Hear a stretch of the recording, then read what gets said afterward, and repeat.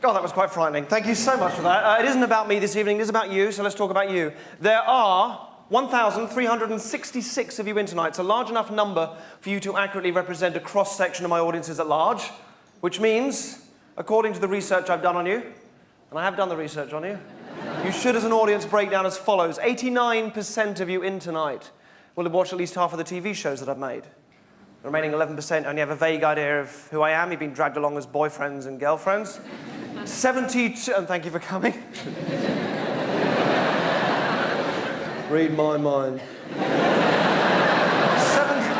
72% of you represent the typical Channel 4 viewer, which means you'll be, thank you, which means you'll be aged between 16 and 35, like to think of yourself as liberal-minded. You're skeptical of authority, a bit cynical of newspapers. People think of you as being quite extrovert, whereas you know you're more detached. You tend to observe. You're a people watcher. You pick up on things about people that other people miss. You have large DVD collections, including several still in their wrapper. And you're brighter, you have better taste than everyone else you know, and you download far too much internet porn. And of course, the degree... Of course, the degree to which you possess or don't possess these qualities make you more or less responsive to some of my techniques. So let's choose one of you at random, and we'll see how it goes from there.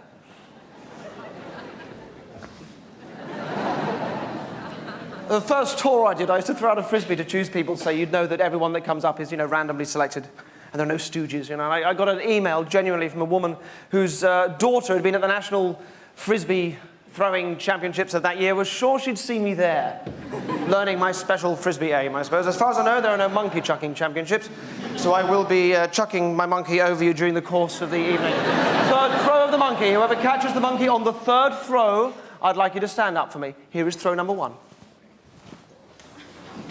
Excellent. Anywhere else, please, for number 2? Throw it again. Throw it again for number 2. Not back at me. Excellent. One more throw. Anywhere you like, please. Throw it again. Excellent. Nicely done. Stand. Ooh, bit of a fight. Stand up for me, lady who caught it. Thank you so much. What's your name? Danny. Danny, do you wear a watch? No. Do you have any jewellery which comes off? Yeah. What have you got? A necklace. Perfect. Thank you. And you're not planning on leaving before the second half for any reason? Okay, Danny, I'm going to use you. Can you see right in the middle of the stage there's a big white card with a large mysterious question mark on it? Danny, on the other side of that card there's a picture of an animal. And I will ask you in a moment to name an animal. You will find yourself naming the animal that's pictured on the other side of the card. You see, I like to start the whole persuasion process before I come out on stage. And ideally before you even come into the theatre, because if you don't know I'm doing it, it makes you more susceptible to it. Danny, did you notice any cryptic images of animals outside of the bar where you come in, where they're handing out the brochures? No. Shit. That's all right. You're not supposed to notice. This is good. Now, this will affect you a little bit differently because you're stood up and everyone else is sat down. But I will ask you in a moment to name an animal. You can't not name the correct animal. It doesn't matter if you change your mind over and over again, because ultimately it'll be the animal that feels right to you will be the animal that matches. I realise this might sound barking mad, being so sure that this will work, but it will work. I won't give you any sort of lead. It will just kind of work itself. Not only on you, Danny, also on your chums that you're sat with there as well, if they're of the same pedigree. So, Danny, give it some thought. There's a good girl. And when you... It's not a dog. It's not a dog or a cat or a monkey. I wouldn't be that obvious. But it is a land animal. Okay? A land animal. So not a fish or a bird. All right? A land animal. A 4-footed animal. All right? So, yes or no. It doesn't matter if you get it wrong. I won't be in a bad mood with you. So, it's not a cow. So yes or no. Yes or no, do you have an animal in your mind at the moment? Yes. You do. Now, maybe you're thinking, oh, I've gone for one everyone thinks of. Everyone goes, you can change your mind. You can change your mind as many times as you like, all right? You don't have to, but if you want, this is when you can do it. So you know you have a chance to change your mind, all right? Do that if you want, or don't. Stick with it, I don't mind. And then tell me, yes or no, have you got one now? Yes. All right, then nice and loud so they can hear you right up at the back of the balcony. What's the animal you're thinking of? A mouse. A mouse. Not as many of you are sat there thinking, an elephant, correct? Yes, because this will affect you a little bit differently because you're sat down, she stood up. A mouse. Does that feel like a free choice to you? Yeah. It does. It doesn't just say on the monkey, be a good sport, please say mouse or anything else. It feels like a free choice, yeah? Danny's going to play quite an important part in tonight's show, so it's vital that you are all happy with the choice of Danny as a volunteer before we go any further. So if we just bring up the lights, we'll just turn and take a look at Danny for a second and... I realise as we do this, I'm sorry, those of you upstairs, you're not going to be able to see Danny. I apologise for that. Although if you had just paid a little bit more, you might have been able to join in at this point. But bearing in mind, Danny was chosen by the third throw of the monkey quite fairly. Even if you can't see it, would you put your hand up if you are happy with the choice of Danny as a volunteer, please? Hands up if you're happy with Danny. Okay, it feels nice, doesn't it? Okay, just to be fair, hands up if you are unhappy with Danny for any reason. Please don't put your own hand up at this point, Danny. All right, well, barring about 3 of you, that's an overwhelming vote in your favour, Danny. So why don't you leave the monkey where it is and head up here on stage as quickly as you can. Up you come, Danny. Run, Danny, run. Let Danny through. Run, Danny. Here she comes. Run, Danny, run. That's walking slowly. That's not even a saunter. Hello, Danny. Very nice to meet you. Thank you so much. Would you come and stand over there by the mic for me? Okay, now look, I'm not going to go anywhere near that bit of paper, the card. I don't want you thinking I'm going to change it. Equally, I don't want you looking on the other side yet. But Danny, if you can just go and put your hand on the top of it, so when I tell you to, you can turn it around. Does that make sense? All right? So on the count of 3, I want you to turn it right the way around like that, so you can step back and it leans the other way against the table and they can all see what it is. Does that make sense? On the count of 3, here we go. 1, a mouse, remember? 2, 3. Turn it round. A mouse, ladies and gentlemen. Now, clearly, yes, clearly Danny has some kind of gift. Yeah, you call that psychic or you call that intuition. You are the judges, ladies and gentlemen. That is a mouse. No. That is a baby mouse with the little tits. I don't know what it is. It's not why you're up here, Danny. Come take a step back. It's not why you're up here. Okay, you're actually up here because of this briefcase on the table, all right? I'm going to give you this briefcase for the duration of the show, Danny. Your job is to bring the briefcase back in one piece at the end of the show, okay. All right? Now, hang on. Hang on. There's a chain on top of the case, and hanging from the chain, you might not be able to see at the back, is a padlock. You can see that from here, yep? If you look that way. Yes. Your job during the interval is to try and work out the combination on the lock, all right? So look, you can have a look at it so you can see it clearly. It's a combination lock. So look, very simple. You get a number in your head, you turn it to that number, all right? So you get a 14 in your head, you turn it to 14, yeah, or whatever the number is. And you'll need 3 of those numbers to open the lock, all right? So not a challenge to force it open, but I would like you to try and work it out. So if you grab the case for me, that's for you. Thank you. Also, it's just sat in an envelope. Can you grab the envelope too? And bring both of them over here to the microphone. Put the case down for a second, and you mentioned you wore a necklace, so can I just take that off you, or can you take it off easily? Okay. Bear with us. Thank you so much. Easy as that, ladies and gentlemen. Oh, it's very nice. It's a very nice, it's Elizabeth Duke, I think. Okay. I will give you the necklace back when I get the case back from you in one piece at the end of the show, Danny. All right? I realise that... Stay there. I realise it probably sounds a little untrusting. It is, frankly. I have toured with the show for 2 years, and ever since doing this in Newcastle. I can't be too careful. So I will hand the necklace to my trusty roadie, Stephen, who will look after it for the duration of the show. Thank you, Stephen.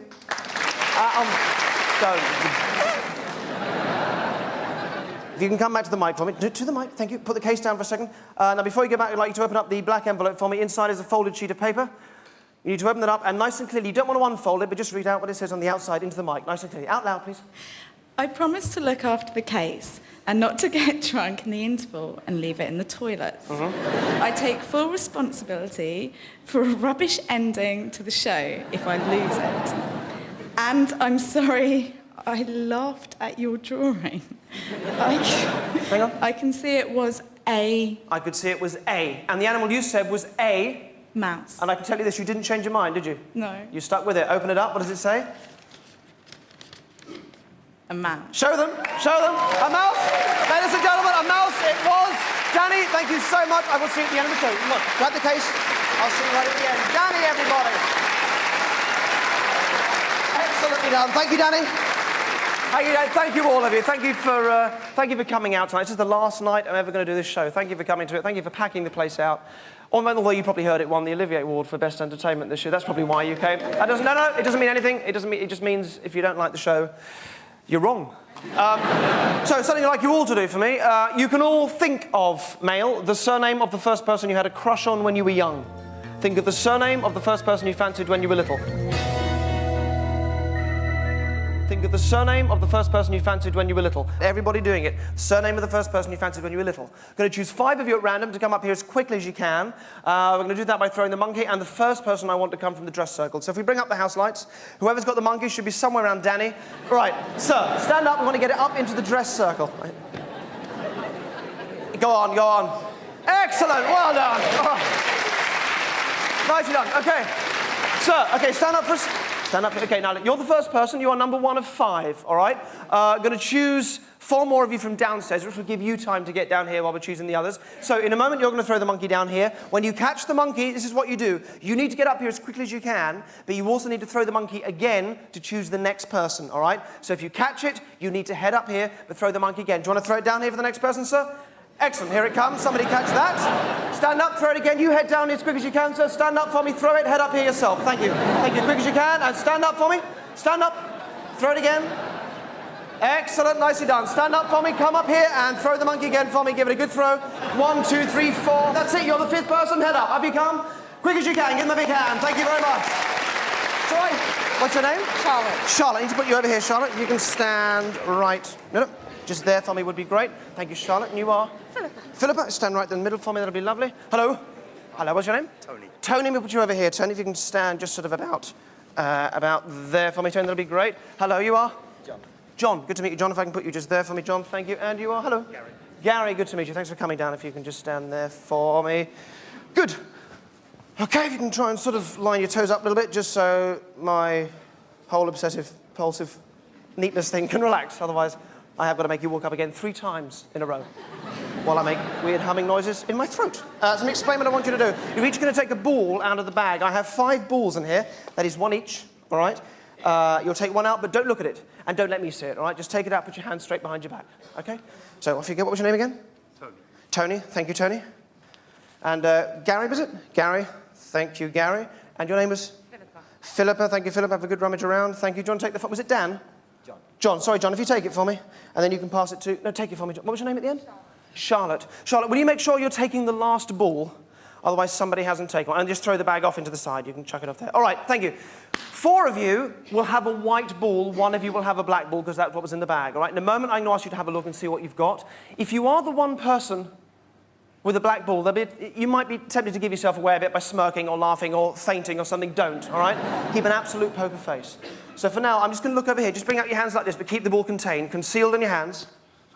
All right? And while I look over here, please just prise apart your thumbs just enough to take a quick private peek at your ball. Very weird when I say that. Teetering on smut. When you've done that, please put your hands back behind your back. Thank you very much indeed. In fact, if you've got a back pocket, can you put the ball in your back pocket? If you don't have a back pocket, improvise. Okay, that's for you, Tony, thank you. You're all off the hook now, but you will have in your minds the surname of the first person you had a crush on, yes? I'm going to get you to write down that name for me. Now, like the word mouse, you need to write nice and large and clear, so if we do need to show it around, people can read it. So large, clear, block capital letters, all right? Just the surname. When you've written it, you tear the paper off, please.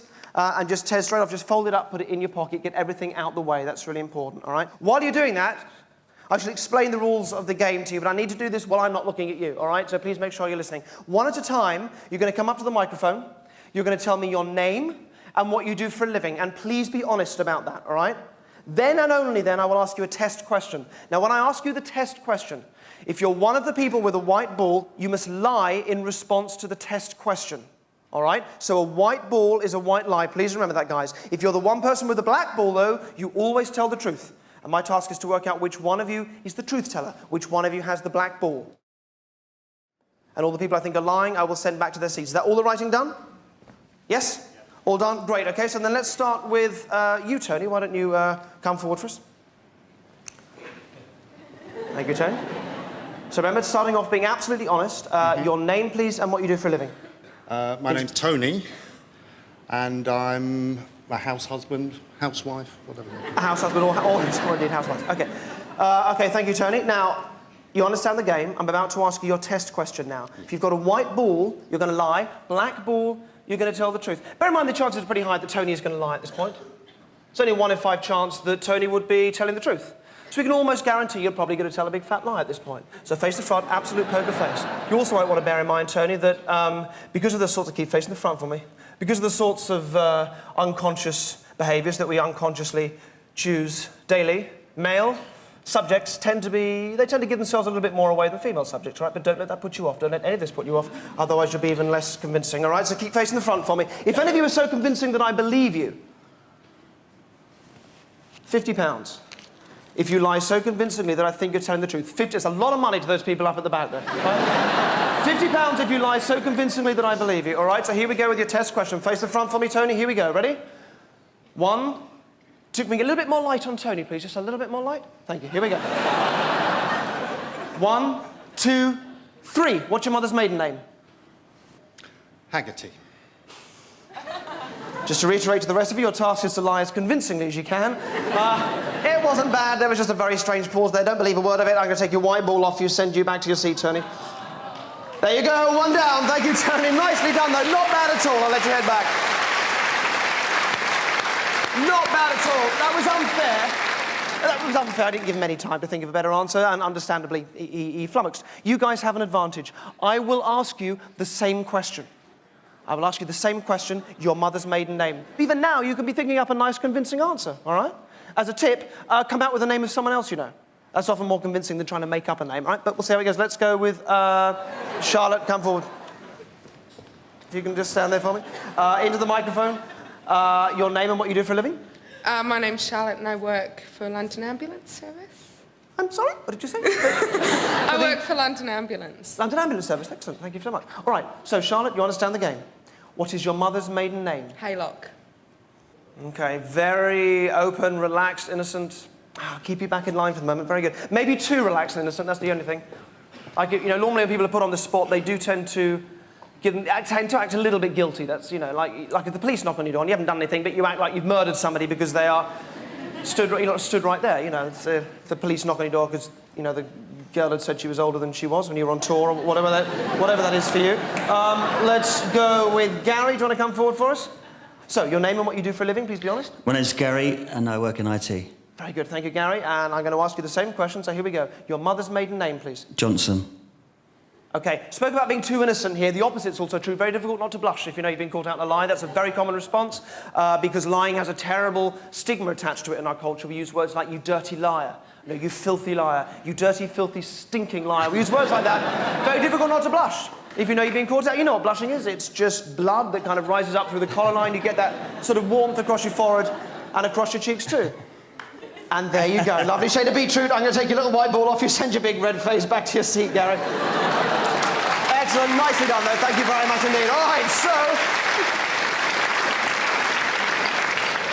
let's go with John. Would you want to come forward for us? Thank you, John. And into the microphone, please. Your mother's maiden name is? Smith.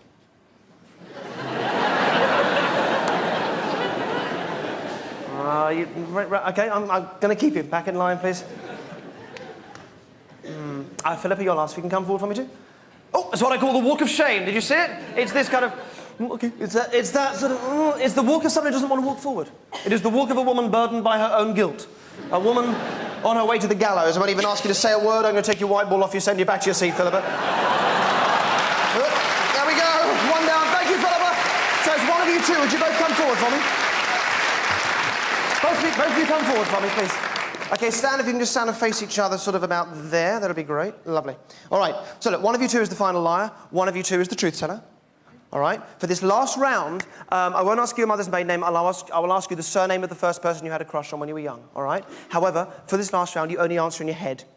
You say nothing out loud, all right? You only answer in your head. Same rules applies. If you've got the white ball, you're going to lie. You're going to think a lie. Black ball, you're going to think the real name, but you only do it in your head. You say nothing out loud. Is that clear? Yep. Okay, both of you turn and face the front for me.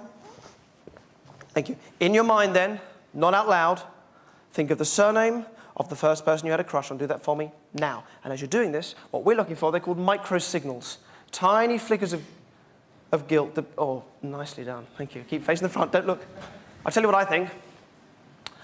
I think our truth teller is on this side. A lot of you are going to have this round the other way. I think this is our truth teller here. I think our final liar is here. All right? Truth teller here, final lie here. If I'm wrong, all right, it's this person who gets the £50 because this is the person. It's difficult. Well, £40. We'll say £40. If I'm wrong, because this is the person I think is telling the truth on this side. I love this game. Let's find out. Can you both all just get the ball ready first behind your back? Just make sure you're holding on to it. Don't let anybody see. Hold on to it behind your back. Done? Done? Yes? Okay. All right. For £30, will the truth teller please place her or his black ball into my hand? Yes! Excellent! Thank you so very much. Stay right there. Which means you've got the last white ball, is that right? Thank you very much, John. I'll ask you to go and sit down again, but thank you very much indeed. Now, you're all intelligent people. You know that these skills are not psychic. And if you watch the TV shows, you'll know my skill base is magic, suggestion, psychology, misdirection, and showmanship. And as part of that, I kind of give myself permission to be a bit dishonest with you sometimes if I think it heightens the effect, but I'm always honest about my dishonesty. Yeah? Unlike the psychic industry, which is occasionally well-meaning, but always based on dishonesty. And big business too. There are some brochures outside in the foyer, things that are kind of going on around London. There are some fantastically expensive courses you can go on if you want to learn psychic powers. And if you choose page £1,400 a week to learn rubbish, then that's up to you, but there are some brochures out in the foyer. And Charlotte, was it? Thank you so much for coming up. Look at me now and just sleep. Just sink right the way down, right the way deep. Right the way sound asleep, just drifting and sinking and floating. Take all the time you need to do this. Right the way deep and right the way sound asleep. Now you can still hear and understand everything that I'm saying. That's really important. But this will allow you to do this perfectly. What I want you to do in your mind, Charlotte, nothing out loud, is first of all to picture that person, that first person you had a crush on. And as you picture him stood there, I want you in your mind just to begin to repeat that name to yourself over and over again. In your mind, please, nothing out loud. Nothing out loud, just repeating the name to yourself over and over again. And as you do that, as you whisper the name to yourself, not moving a muscle, I want you to begin to move the picture in a little bit closer to you, so it's a little more clear, that you can really look at the picture and see it really clearly in front of you. Good. And just saying it to yourself over and over again, saying the name, and each time that you whisper it, just getting a little bit clearer, a little louder in your mind, but with a nice warm sense of a whisper. Okay, stay. You're doing absolutely great for me, Charlotte. Stay right there for me. Let me show you the rest of you. I'm sort of going to half guess this because I'm not sure. So it probably won't be this exactly, all right? So it's a bit of a guess, but it'll be something like that. It's a bit difficult because there's only the one plosive at the beginning, which doesn't really help. But it'll be something like this. If it's not this exactly, it'll be something similar. I hope you can all see that. Okay. So Charlotte, you take all the time you need, please, just to slowly reorientate yourself back to the room and take all the time you need to come back to us. Okay? It's weird, isn't it? You all right? Okay, nice and honest. Please, honestly, into the mic. The name of the first person you had a crush on. Price. Thank you so much. Brilliantly done. Thank you. I'll let you head back. Charlotte, everybody. Thank you, Charlotte. Excellently done, Charlotte. Thank you. Where is Danny? Danny with a case. Where are you, Danny? Danny with a case. Danny, you've got 20 minutes to work out the combination on that lock. And even if you can't do that, please at least try different numbers. All right? Different numbers. Pull at the lock so you know it's a real lock. All right? I'll tell you this, Danny. By now, you know what the combination is on that lock. You just don't know that you know. But you've got 20 minutes to do that. The rest of you have 20 minutes to go get a drink. I will see you back here for the second half. Thank you.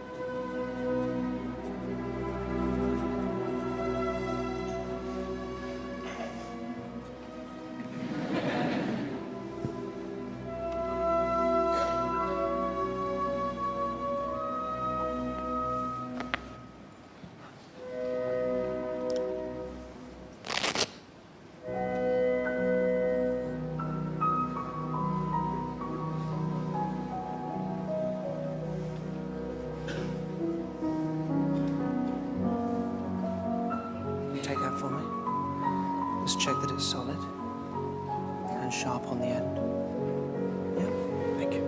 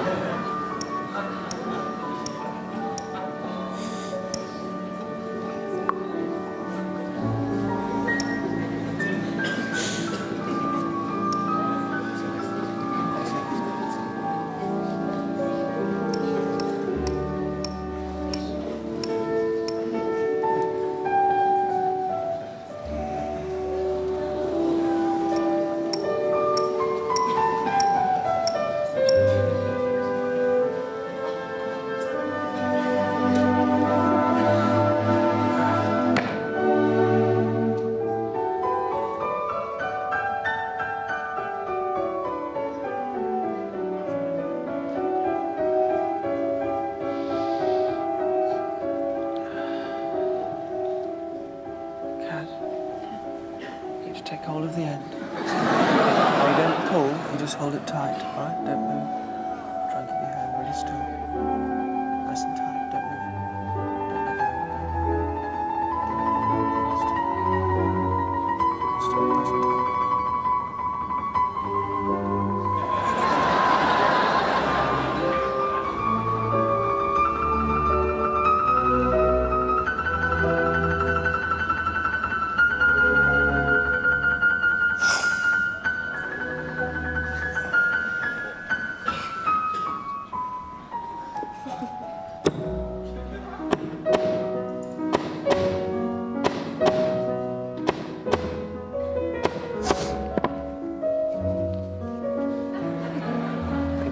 Thank you very much indeed. Cheers. Thank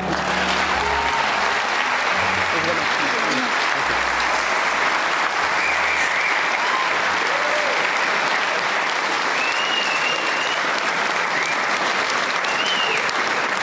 Thank you, Kat. I did that on television a couple of years ago, and I got a lot of people. Excuse me, sorry.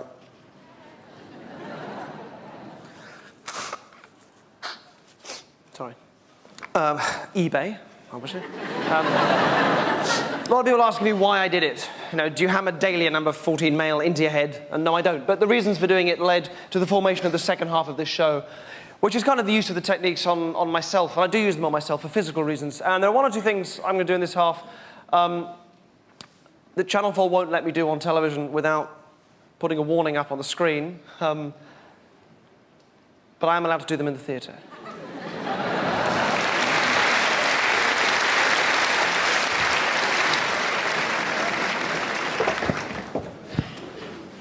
Okay, I'm going to try and get this up in the dress circle. When you get it, will you throw it back for me? Not back down here, but back up in the dress circle to somebody else, all right? Here it comes. Right, throw it up there again, not down here, just back up to somebody else up there, please. And I'm going to take the nearest guy, wherever it lands. Nearest guy, would you stand up for me, please? What's your name? Stephen. Stephen, what are you wearing on your feet? Boots. Boots, fantastic. Please leave the monkey where it is. Stephen, head down here as quickly as you can. Stephen, everybody, thank you very much. And from downstairs, I need a lady. A lady who is medically trained. A lady who is medically trained. So would you stand up for me? Just if you're medically trained, would you stand up for me? What's your name, lady in the front? Ruth, what do you do, Ruth? Physiotherapist. Physiotherapist, thank you. Stay right there for me, lady behind me. What's your name? Amy. Amy, what do you do, Amy? Cabin crew. Cabin crew. Ruth, I think I will go with you, Ruth, if that's all right. So, Ruth, could you head up here? A round of applause for Ruth. Thank you very much indeed.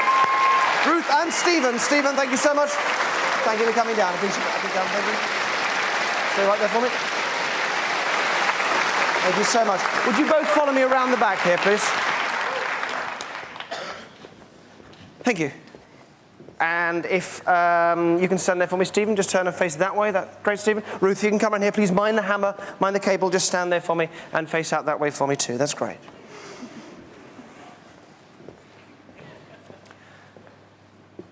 Pain is very subjective. It's a subjective thing. Like when you're young and you tear around influential and you cut yourself and you don't realize that you're cut until you look down and you see the blood and then suddenly it starts to hurt. Or when you're in the bath and you've got your feet stuck out and there's hot water dripping on your toe and you don't know it's the hot tap, you think it's the cold tap. Suddenly when you look down and see it's the hot tap, suddenly it's scalding hot. Pain is very subjective.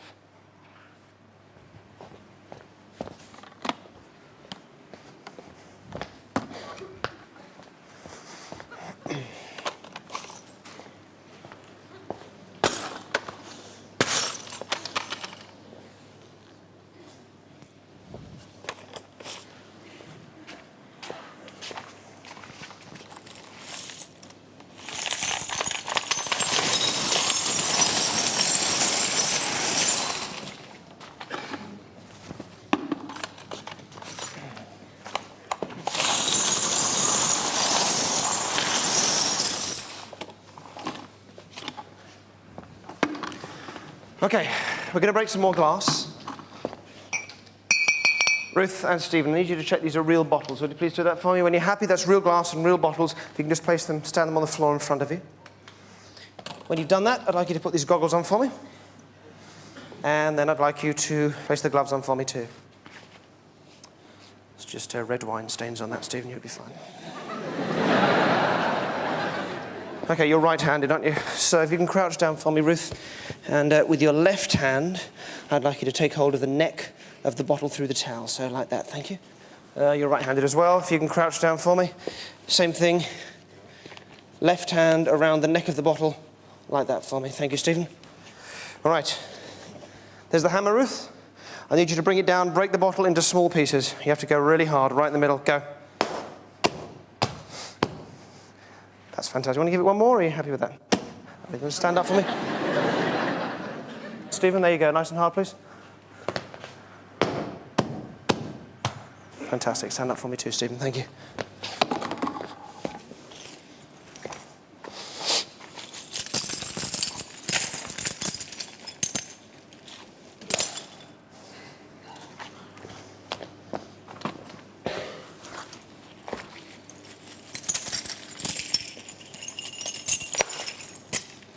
Okay.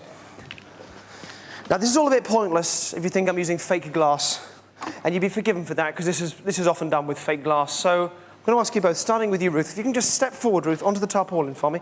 Now please don't kneel, but if you can just crouch down and pick up a couple of pieces of glass.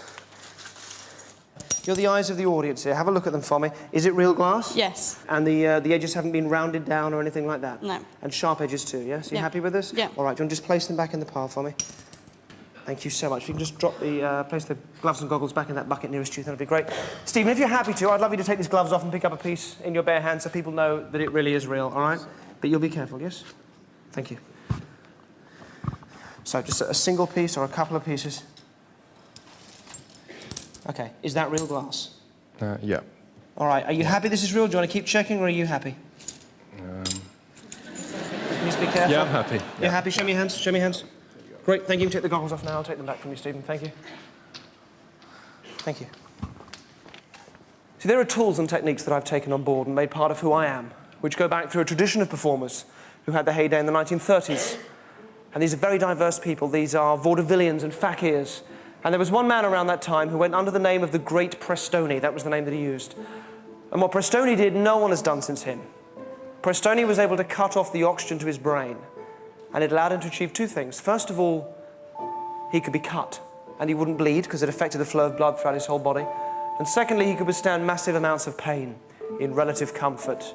And Prestoni was one of a tiny handful of people in history that have done this using real glass. And I became obsessed with this man. I studied everything I could to do them. I spent time with his two daughters that he taught his act to, and they taught it to me. And for me, it's an honor, genuinely, to be able to perform this in such a prestigious theater. Prestoni died a drug addict and an alcoholic. Because that state that he put himself into, it's called cerebral anoxia. It's a lack of oxygen to the brain. It's incredibly addictive. and I shouldn't say this, when you come out of it, it's euphoric. Then that can lead to an addictive personality, which is ultimately why Prestoni died in the way that he did. Ruth, would you come around here for me? Come around this side. Ruth, this is not the nicest job in the world, but I need you to check my feet, all right? I need you to check that there's no special skin or anything attached to them. I'm sorry, it's very warm. No, just nice, sweaty feet. Thank you, yeah, I apologise for that. But nothing attached, the skin hasn't been toughened or anything like that? No, it's quite soft. Thank you, thank you. Would you come and check the other one? I think you'll find this one even softer. That's Real feet? beautiful. Thank you. Let's do with that. Real feet. Happy? Real feet, yeah. Great. Could you come back round here for me? I'm going to ask you to take that drumstick just out of the bag there for me. I'll let you do that. Actually, first of all, I'm going to ask you to take my pulse. If you take the pulse with your right hand here, and then with your left hand to tap out the pulse that you feel on the end of the mic with the drumstick. Does that make sense? Yeah.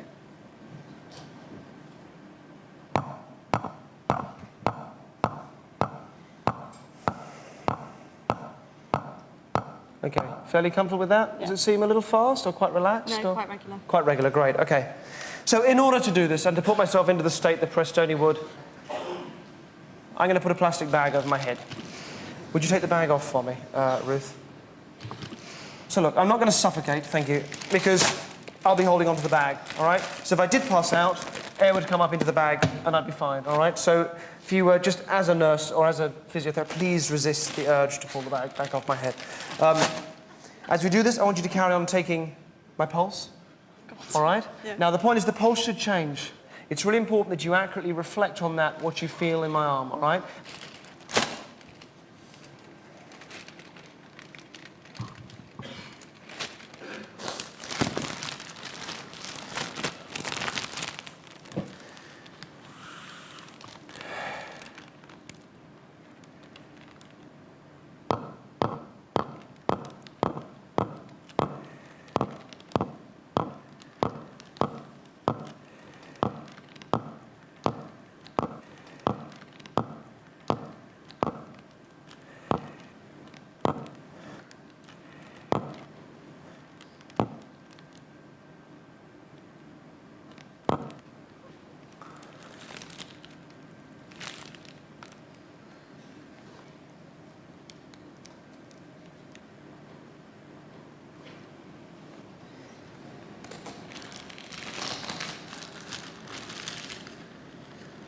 Can you feel anything?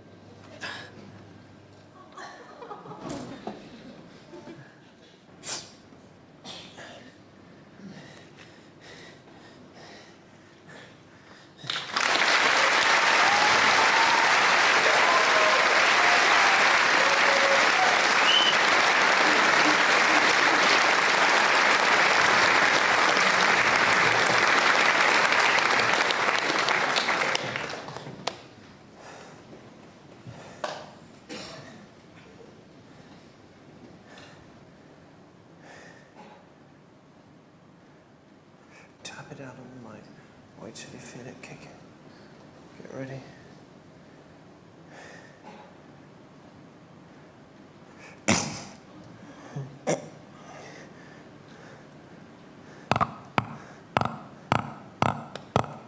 Yeah? Yeah? That's good. Thank you very much indeed. Thank you, Ruth. Let me take that from me. Ruth, everybody. Ruth and Stephen, thank you very much. And let's ask you to go back that way from me. Stephen, everybody. Thank you.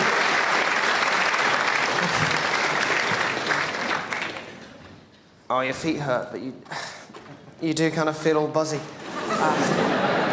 It's all kind of, for me, about you facing the fear of pain, if you like.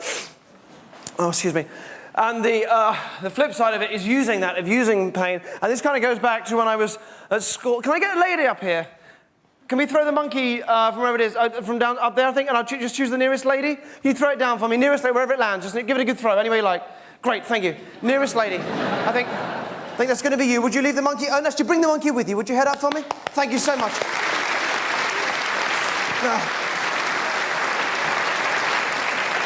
Excellent. Let's keep it going. Let's keep it going. Hello. Thank you so much indeed. Thank you. Just come over here for me. Thank you. What's your name? Chris. Chris. You're not a therapist, are you? No? No. Okay. All right. Lucky guess. Chris, show me your hands first of all. Okay. No. Perfect. Lovely. Chris, were you picked on a bit when you were a kid at school? No. No. Okay. I was. There was a kid called John, who wasn't very nice, and he used to tip all my bags up in the corridor, Chris, and then when I'd bend down and pick the stuff up, he'd give me a good kicking. And this used to go on regularly, and this was primary school, and I was quite young. And I didn't cry about it, Chris. What I did to distract myself from what was going on is I would count the things that fell out of my bag, you know? So if it was pencil shavings, literally, I'd count them, I'd add them up. Or if a book fell open, I'd count the words on the page to distract me from what was going on. And it meant, as an adult, Chris, that I've kind of learned to associate the ability to make quite rapid calculations in my head with the experience of pain. Come with me. Over here for me. You're right-handed, aren't you? So if you hold that in your left hand for me, I'm going to ask you, with your right hand here, there's a bowl of buttons on the table. There's about 100 or something in there. You're going to reach in with your right hand, take handfuls of buttons, and place them on the tray in your left. Okay, please make sure they don't go on the table or the floor, because they fall off on this stage and I'll trip up and so on. Don't do it yet. You're going to wait till I'm looking the other way. Don't take them all, but I do want a lot of buttons on there. All right, I'd leave some there, but several handfuls. You do that for me now, Chris? I'm not looking. Just do mind where they go. Done? Can you cover the tray up for me? Is that it? You happy? Could you cover the tray up for me with those? Thank you. And can you cover up the bowl with this black cloth, please, just so I can't see how many are left. But do keep hold of the tray, and if you can bring the tray and come and stand behind me here, and hold it as you were, so with your left hand by the side of the tray, but underneath the cloth. But underneath the cloth. That's great, perfect. In a moment, I'll ask you to pull the cloth off, so you'll need to... It's fiddly, isn't it? Okay, thank you. Good. All right, now slap me. But really hard, really hard. Go on. It's not hard. Go on, really hard. Go on, really hard. Go on. Oh! Cloth off! Take the cloth off, quick! Quick! Off! Take the cloth, 60... Oh, I've lost it. 63. I'm going to say 63. On the table. Put the tray on the table for me. 63 buttons. Take a seat. Okay. You're going to move them all down this end for me, and you're going to count them two at a time towards you. Do take your time with this so you can do it accurately. 2, thank you, 4, out loud. 6, 8, 10, 12, take your time. 14, 16, 18. Hang on, pause a second. I'm going to say, sorry, I wore off. I'm going to add a few. I'm going to say 66. 66. All right, forgive me. Was that 18? 18. So 20. Okay. 20, 22, 24, 26, 28, 30, 32. Count with me, please. 34, 36, 38, 40. Okay, go on. 42, 44, 46, 48, 50. Okay, pause for a second. The number is 66. Give me one either way, but I'm going to go with 66. Go.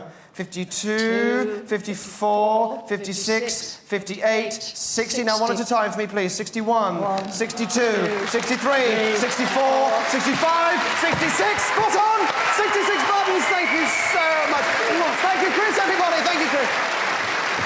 Actually, Chris, come back. Chris, come back, Chris. Come back. So I want to try that again, because I thought I didn't get the number straight out. Let me try that again. You do exactly the same thing. You were great. I'm going to try it a little bit differently. It'll make it more difficult, but let me try this a different way. So several handfuls. Off you go. Just like before. Thank you.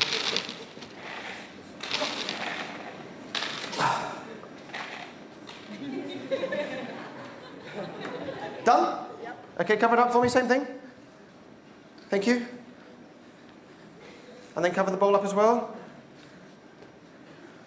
Come and stand back here again. Excellent. All right. Okay. Same thing, except this time what I want to do is I want to count them while they're moving. All right?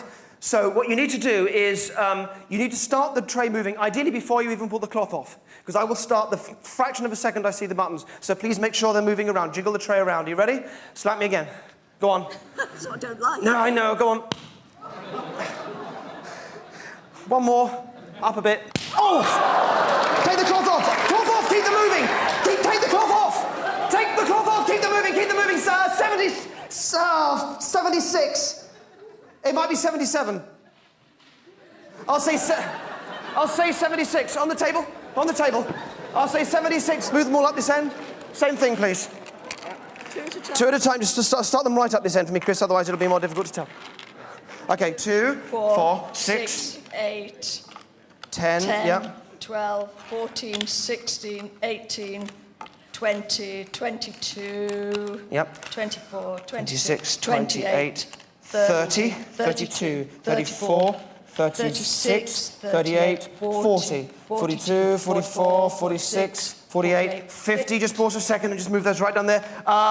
76, 77, I'll say 76. I'll go 52, 54, 56, 58, 60, 62, 64, 66, 68, 70. One at a time. 71, 72, 73, 74, 75, 76. With the moving! Chris! Thank you. Thank you so much. Thank you so much, Chris, everybody. Thank you. Thank you, Chris.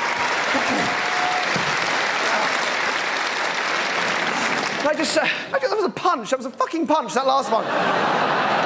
She's so done that before. Okay. Going to show you something now, and it's the end of the show. But it's kind of, for me, it's the most interesting thing, because you will do this yourself now. You will do this. I don't do this. You do it. And you can't not get it right. You have to do this right. Because if you've watched and listened over the last couple of hours, hour and a half, you will get this. I'll show you. It's this. It's this. It's an envelope. I'm going to put it here. It's a prediction, if you like, a prediction of the future, of decisions that you're going to make, which will lead to what's in that envelope. And you can't not make those decisions. You can't not make decisions that will lead to what's in there. It's inevitable. What's in there is inevitable-ish. Okay. I'm going to throw these out. These are heavier than you think, so if one comes at you, please catch it, all right? Don't sit there going, no, I won't, because it will just, they are heavy. These are today's papers. Today's papers, you grab them for me there. Thank you for the Times. Let's go over there. Somebody catch for me. Sorry. Daily Mail over there. Thank you very much. Okay. Daily Mail. Oh, we've had the Daily Mail. I'm sorry. Independent. Let's get one up there. Catch for me. Thank you. Got another Independent. There are a couple of duplicates. So somebody catch this up there. Ready? Oh, heavy. You all right? You okay? Count the buttons. Have a go. Just go and get it.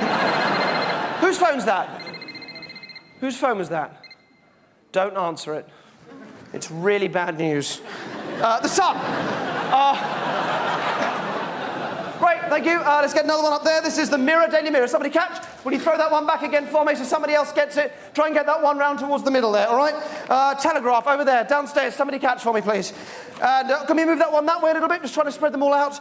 And the Guardian, you have the one over there if you like. And the Evening Standard.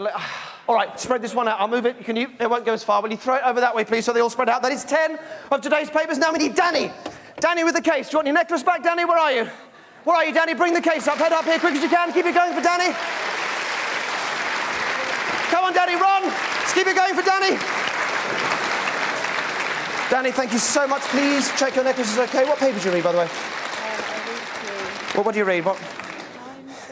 Okay, let me just get rid of that. Sorry, let me chuck that down there. Any of you, sorry, is that all right? Do you want to put it in your pocket for now? Rather than put, yeah, great. Come and stand over here for me.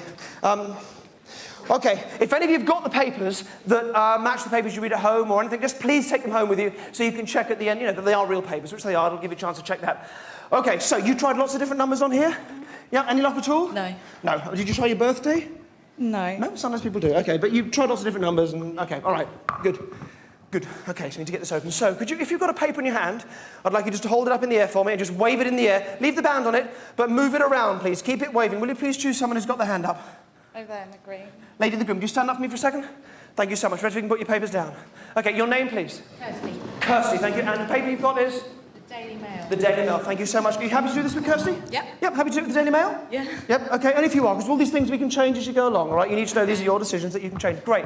So, Kirsty, for now, I'll ask you to sit back down, and the rest of you, take your papers, please, home with you. Kirsty will come back to you in a second. All right, so look, if I ask you, turn and face me. If I asked you what the combination was in that lock, you'd have to say you didn't know. Yeah. Because there's no way that you could know, all right? But part of that is you thinking it's impossible. Because it sounds impossible, but, you know, there's only 3 numbers you've got to get. You know which number's between 0 and 39, because you'll have worked that out. Yeah. So if I told you that you did know what the numbers were, Yeah. all right? And instead of you going, oh, I don't know what they are, just to think, yes, I do know what they are. Like you're playing a game where you're pretending to be psychic and thinking, yes, I know what the numbers are. Does that make sense? So you think it's easy. It's an easy thing to know. So if I told you you knew the first number in the combination, what is that? What's the first number? Say it. 1. You think it's 1. Then turn it to 1. Turn it to 1. Excellent. Come back to me. All right. So you've had 1 as the first number in the combination. So now we've got the next number in the combination, all right? So again, just believing that you know it. Don't think, oh, you're just thinking, yes, I do know it, all right? So what's the next number in the combination that will open the padlock? What is it? Between 0 and 39. It's not going to be 1, 2, 3, all right? So what's the next number in the combination? Look at me. 24. 24. Very good. Turn it to 24.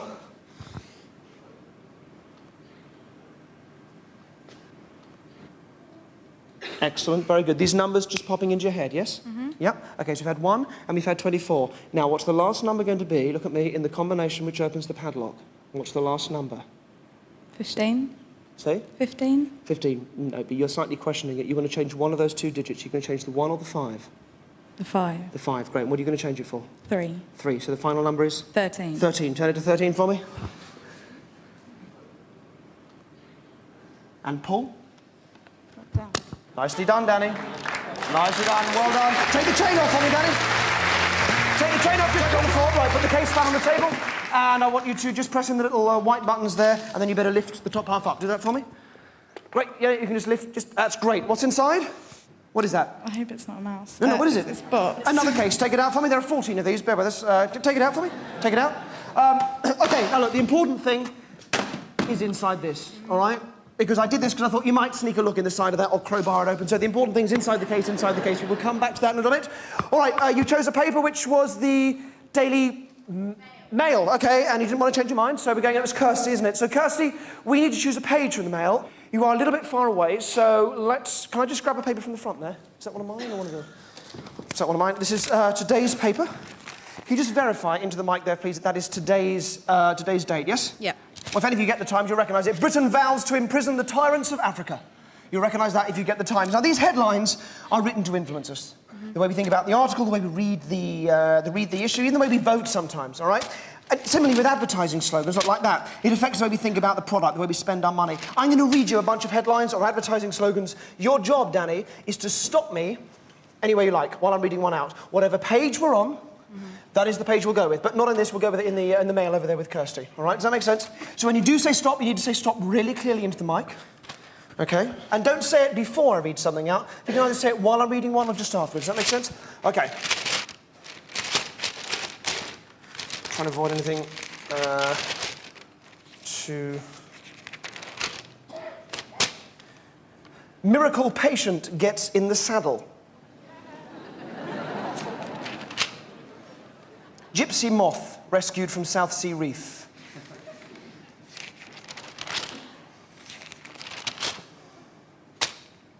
Sweetener is not a cancer risk. Stop. Are you sure? Yes. Sure? Want me to carry on? Then carry on if you like. You happy with that page? Yeah. Okay, all right. There are sweetener is not a cancer risk. Into the mic, please. The page is page... 14. Page 14. You happy with 14? Yeah. Only if you are. Then 14 we'll go with. So, Kirsty, if you stand up for me, you want to pull out page 14 from the Daily Mail. So if you drop everything else, so you're just holding on to the corner of page 14, just literally drop everything else on the floor. You'll probably find it comes out with another page attached to it. That's fine. Great, it does. Do me a favour, tear it down the middle for me, just so you've got 2 separate pages. Doesn't have to be perfect, but if you can sort of try and get that relatively clean. Excellent, then just hold out a page in each hand for me, Kirsty. Great, great, lovely, thank you. All right, so look, we only need one or the other, so you're going to either hand one down to the lady on that side, or one down to the lady on that side. If you can do that for me. Yeah, whichever one, thank you so much. If that lady could stand, you can sit down for me now, Kirsty. So what page have you got there? The one with 14 on it, or whatever was attached to it? It should probably be 70-something. 13. You've got 13 and 14, you've got that side. Okay, great. Will you have a look? What's your name, by the way? Melissa. Melissa, will you have a look at both sides for me, Melissa? And you don't need to memorise anything, but just have a look at both sides and get it around the way you'd like to have it, and let me know when you've done that. Yep. And what page is that? What can I see? Hold it up for me like this, I can't. What page am I looking at there? 14. 14. Actually, was the number you said. We've sort of come back to it. But we could have gone either way with either page, and that's fine. Okay, 14 it is then. Melissa, you need to start tearing that up. So if you can turn it landscape for me, tear it down the middle, put the 2 halves together, tear them again, put them together, tear them again. So we get a nice pile of papers. Very important, don't drop any. And also, please try not to screw them up, all right? So a nice neat pile. As you do this... Oh. It's the nail. It starts to hurt about now. As you do this, can you come into the aisle as you do it, please? So keep tearing for me. A nice, neat pile of papers, please. Try not to drop any as you do it. Actually, you come right to the front. Keep tearing for me. Keep tearing until you feel you can't tear them anymore, all right? If you can come just down here for me, Melissa, that'll be great. Imagine one more. When you've done it, just hold out half in each hand. That's probably going to be as much. Oh, great. Turn to face me. That'll be great. Turn to face me. So look, now what you're going to do, this is the only point. I'm not going to let you change a decision that's made, all right? I'm going to go with Melissa's decision, and I will go with your first decision, all right? When I click my fingers, just as we did back there, you're going to hand to me the half you'd like me to carry on with and the half you'd like me to use. The other half you can drop on the floor or whatever you like, okay? So when I click my fingers, the half that feels right to you, I'd like you to extend to me, and those will be the ones I use. Ready? Here we go. Sure? Okay, so I've got to take these without dropping any myself. So let me take them like that. Perfect, wonderfully done. Round of applause for Melissa, I think. Thank you very much indeed, Melissa. All right, do you want to take the microphone for me and head over to the table with me, please? Head over to the table for me. I'm going to put those there. Can you take a seat for me? Sorry, head over to the table and just take a seat there for me. All right. Okay. Now look, we probably, I don't know how many we've got there exactly. If you give me a number between 1 and 10, I'll count off that number of pieces, all right? And again, you can change your mind, as with everything that you choose, you can change, all right? So don't feel committed to it, but into the mic, please, a number between 1 and 10. I'm going to count off that number of pieces that you tell me. 7. 7. Are you happy with the idea of me counting off 7 pieces, or do you want to change the number? No, can't. I'll stay. Are 7. you sure? Yeah. Okay, then I will count off 7 pieces. Now, if I do anything other than count off 7 pieces, if I start taking extra pieces or swapping it, anything like that, you must say so into the mic, because you guys can see fairly clearly, but you have the clearest view here, right? You are the eyes of the audience and everybody watching this, all right? And everybody watching this on TV as well. Okay, here we go. I will count off 7 pieces. 1, 2, 3, 4, 5. I wish you can see these are all different as I do it. 6, 7. That is the 7th piece I'm removing. All right. Will you do me a favour? Will you please take the next piece for yourself? Okay. I won't even touch it. All right. So I won't, no, take it for yourself. I'm not going to touch it. All right. Okay. Now, you need to have a look at that. You need to choose a word on there. All right. So I'll take the mic from you. Have a look through it. Choose a word. What I want is a nice, long, interesting word on there. All right. Otherwise, all this will have been a bit pointless. Have a good read through it, and then give me a nice, long, or interesting word on there that you'd like to go with. One that you can read on there. What you're going to go with? Actually, if you come say this into the mic, basically, if we end up with a word like the or under or whatever at this point, it will seem a little bit of an anticlimax. So what was that again? Influential. Influential, let's have a look. Okay, that's a very good word, thank you. Okay, all right, now look, for the record, not the only long word on there. We've got overwhelmingly, establishment. There's quite a few, educational, but you're happy with influential, yes? Mm-hmm. Okay, if you are, then I am, we'll go with that. That's one word chosen from about 40 on there, but we can certainly see it as one word chosen from about, 2,000 words. It'll be on page 14 of the Daily Mail. It'll have about 2,000 words on it. There'll be about 80 pages in the Daily Mail, so that's 160,000 words just in the Daily Mail, yes? But there were 10 papers that you could have chosen from that were around the room, so that's 1.6 million different words that you had to choose from in this room, and you just, without me exaggerating, and you choose the word influential. Is that fair? Yeah. No. No. No, it's not. It is not fair. It's not. It's inevitable. It is not fair. It's inevitable that you chose the Daily Mail right there with Kirsty and didn't want to change your mind. Inevitable you said page 14 and didn't want to change your mind. I was so fair about that. Inevitable, Melissa, that you handed me that half with that word in it. And inevitable that you said to count off 7 pieces and not 3 or just 1 or all 10 or whatever. And that you end up, out of all the long words on there, it was not the only long word on there, correct? That's true. Correct? That you chose the word influential. Let me show you why it's inevitable. Open it up. Open it. Good. Okay, you need to hold there for me. Sorry, hold there for me. And one more time into the mic, really loud. The word was? Influential. Influential. There it is, influential. Danny, ladies and gentlemen, well done, Danny.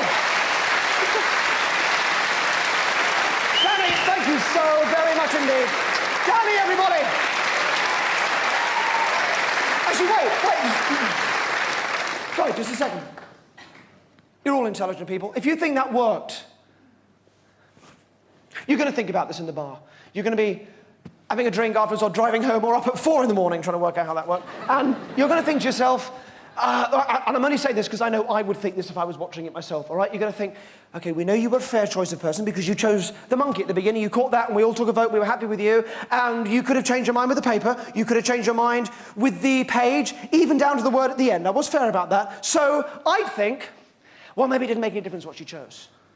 If that was it. Maybe all that happened was Magic Boy here switches a bit of paper at the end, hopes she goes for that word or something, and, actually you took the paper yourself. It doesn't really make any sense, but it's easy to think. It's a comfortable thing to think that's what happened. But here's the point. Here's the thing. If that is what happened, and it didn't make any difference what paper you chose or what page and all that was rubbish, then that word influential, it wouldn't really be on page 14 of today's Daily Mail. And it is. It is. And if you get the Daily Mail when you go home, check it. It's in the comment article on the left-hand side of the page. Influential, near the beginning. And if you don't get the Daily Mail, you fucking buy a copy on your way home, check it when you get in. And if you still don't believe me, this is when we open the case within the case that you've had all the way through the show, and the case that was up here on stage with something in it from before we even threw the monkey out, all right? Open it up. What is that? It's the Daily Mail. The Daily Mail, take it out for me. Is that the whole of the Daily Mail? No, it's just one page inside. What is the page? It's page 14. Page 14, take it out for me. And yes or no, is there a word circled in a big red marker halfway down there? Yeah, it's influential. Influential, there it is, right there. Page 14, Daily Mail. Page 14, today's Daily Mail, right there. Check it yourselves. Can we get a camera on this?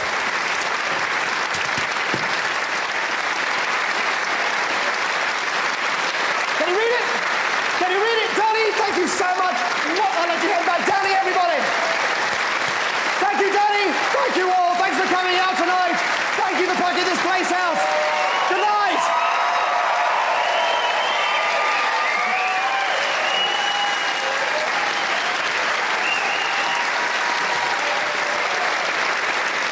Actually, wait. Can we stop? Hang on. Sorry, could you just sit down again for a second for me? Sorry. You're all intelligent people. If you think that worked just because Danny and Melissa and Kirsty are somehow kind of easy to manipulate, you'd be right, in fact. But only because you all are, that's the point, because you all are. Because that had to work on all of you. Any of you could have caught the papers, any of you could have caught the monkey. It had to work on all of you. Let me explain. The whole of the show, you see, for me, has been kind of about hidden messages.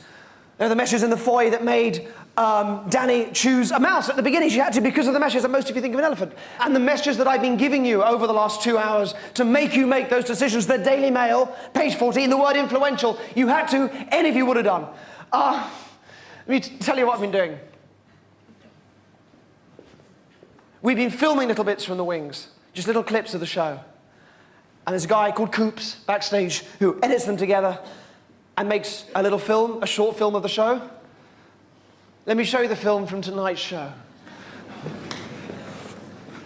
So look, you remember how it started because Danny chose a mouse, she came up, read the thing out, it was a mouse, that was correct, and then she read out, I gave her the briefcase. Now the thing with this, with all of these things, you will remember that I said, or you'll remember, because at the time they trip you up. They make, what did he say? And then you start to forget about them. But if I don't play this to you, you forget to remember. You forget to remember. I'll play this to you, you will remember to remember. Listen, this is what I said with the briefcase, listen. Very simple, you get a number in your head, you turn it to that number, all right? So you get a 14 in your head, you turn it to 14. Get a 14 in your head, listen again, listen to that again. You get a 14 in your head, you get a 14 in your head. You get a 14 in your head. Danny gets a 14 in her head right from the start. Danny can see peripherally the page numbers of the times as I'm going through. She doesn't know that she's doing it, but she does, and she stops me on page 14 because it feels right. And I know I can say to her twice, in fact, do you want to change? Do you want to change the page? Do you want to change? She won't, because it feels right, so she won't change. And then we did the line game, and before the line game I said that you should all think of the surname of the first person you had a crush on when you were young. Yes? But it's not quite what I said, not the first time. And you'll remember because it would have tripped you up. But you'll remember now when I play this. Listen to what I said. You can all think of, male, the surname of the first person you had a crush on when you were young.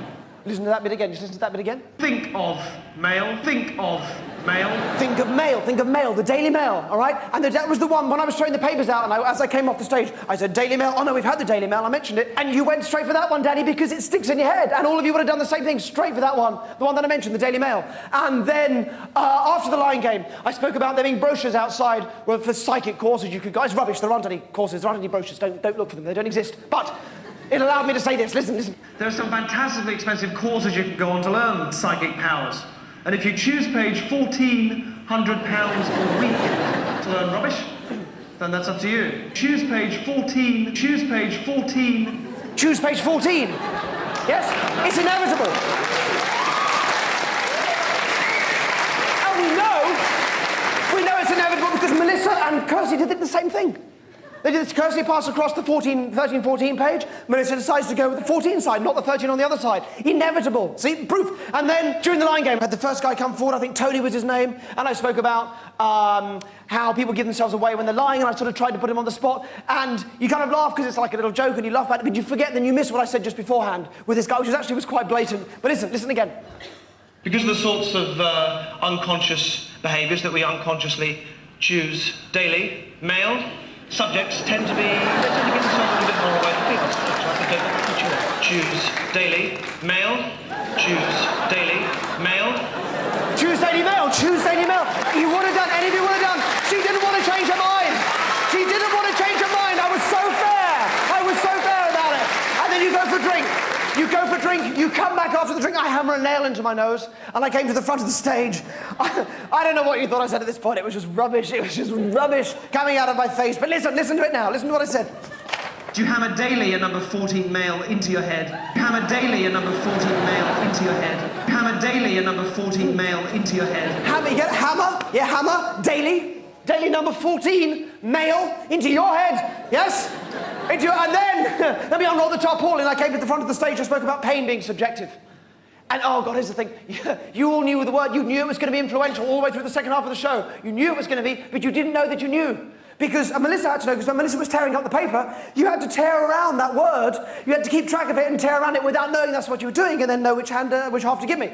She tore around it. Listen to what I said. Listen. Pain is very subjective. It's a subjective thing. Like when you're young, when you tear around influential and you cut yourself. You don't realise that you're cut until you look down and you see the blood and then suddenly it starts to hurt. Tear around influential. Tear around influential. Tear around influential, exactly what you put all that together over the last 2 hours. You put all that together, this is what you've been hearing without realising you've been hearing it. You get a 14 in your head. Think of male. Choose page 14. Choose daily. Male. Hammer daily a number 14 male into your head. Tear around influential. Tear around influential. Influential. That's why it was the Daily Mail. That's why it was page 14, not 13 on the other side. And that's why it was the word influential. Thank you for your attention. Thank you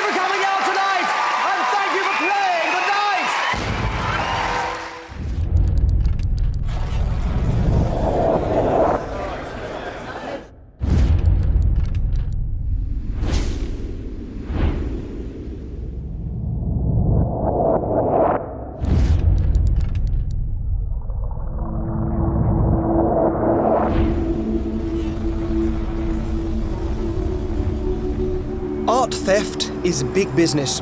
It's estimated that it's worth more than £3 billion a year. In the same league as drugs, money laundering and the illegal arms trade.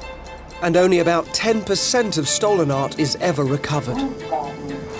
I'm about to meet an art collector I know, Ivan Massow, who's agreed to help me with this TV project. All he knows is that I'm here to offer a wager. I would love to steal one of your paintings. Okay. You have an exhibition coming up? I do, yeah. Which is? It's at the Truman Brewery. It's for Action for Children, exhibition of the Chapman Brothers' work. I know the Chapman Brothers very well. In fact, we filmed with them a few years ago. I really love their work. So I propose a wager. I'll tell you the painting that I'm going to steal, Right. the day that it will happen on, Okay. the exact time that it will occur. I'll even give you a picture of the person who's going to steal it, Okay. because it won't be me. And you can hire in whatever security you'd like. I know the painting's worth quite a bit of money, and you can pass all that information on to your security. But I'll still get away with it. Right. In fact, there'll be a member of your staff who'll help us leave with the painting. Bet you £1 that I can get away with it. You want £1? the pound? Excellent, thank you. Then listen carefully. The painting is One Day You Will No Longer Be Loved. The day it'll happen is next Wednesday. That's a week today, and it will happen at exactly 3 o'clock in the afternoon. All right? And the picture of the person who's going to do it is in there.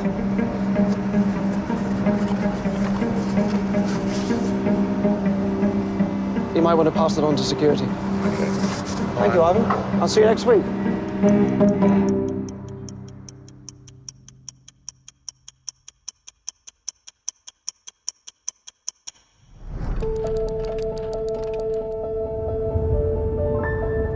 If I'm going to steal a painting from a gallery, I'll need to recruit a team of specialists from across the country. I need people who have a unique set of skills. People with a particular type of experience. People who are all around us all the time, but remain hidden and are not given a second glance. Hello, I'm Derren. Oh, Derren, Lovely hello. to meet you. Pleased to meet you. Old age pensioners. There are 10.8 million people over the age of 65 in the UK. In fact, there are more pensioners than there are people under the age of 16.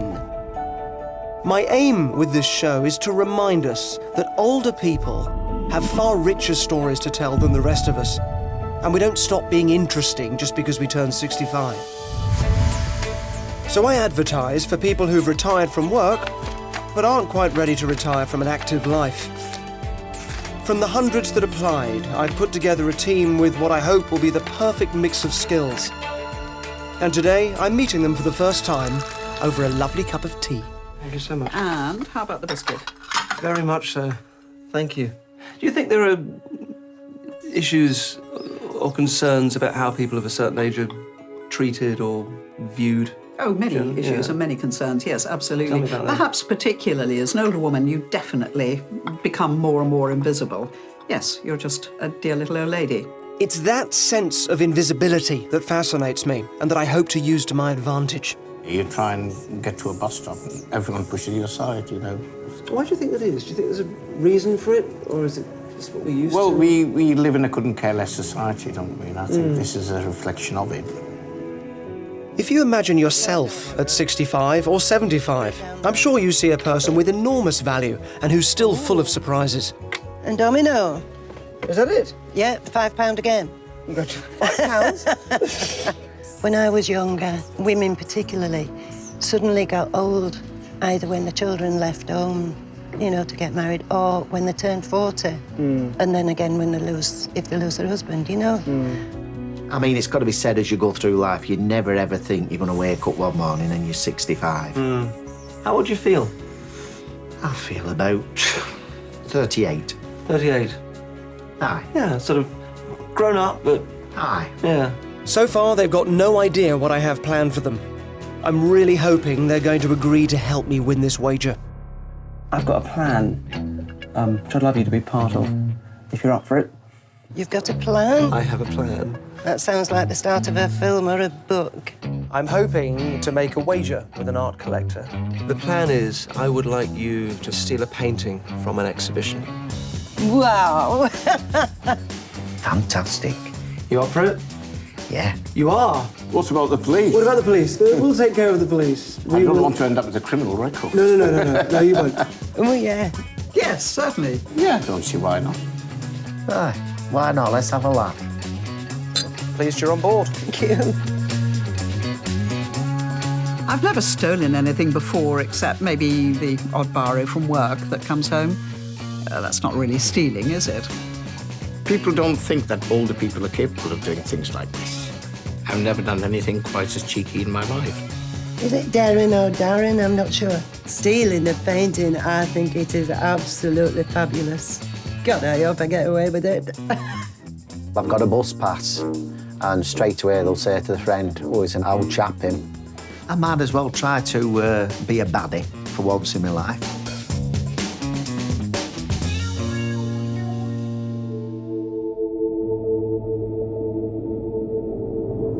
So that's my team of pensioners. Not career criminals at all, but their combined life experience means that they already have all the skills they need in place to steal a painting from an art gallery.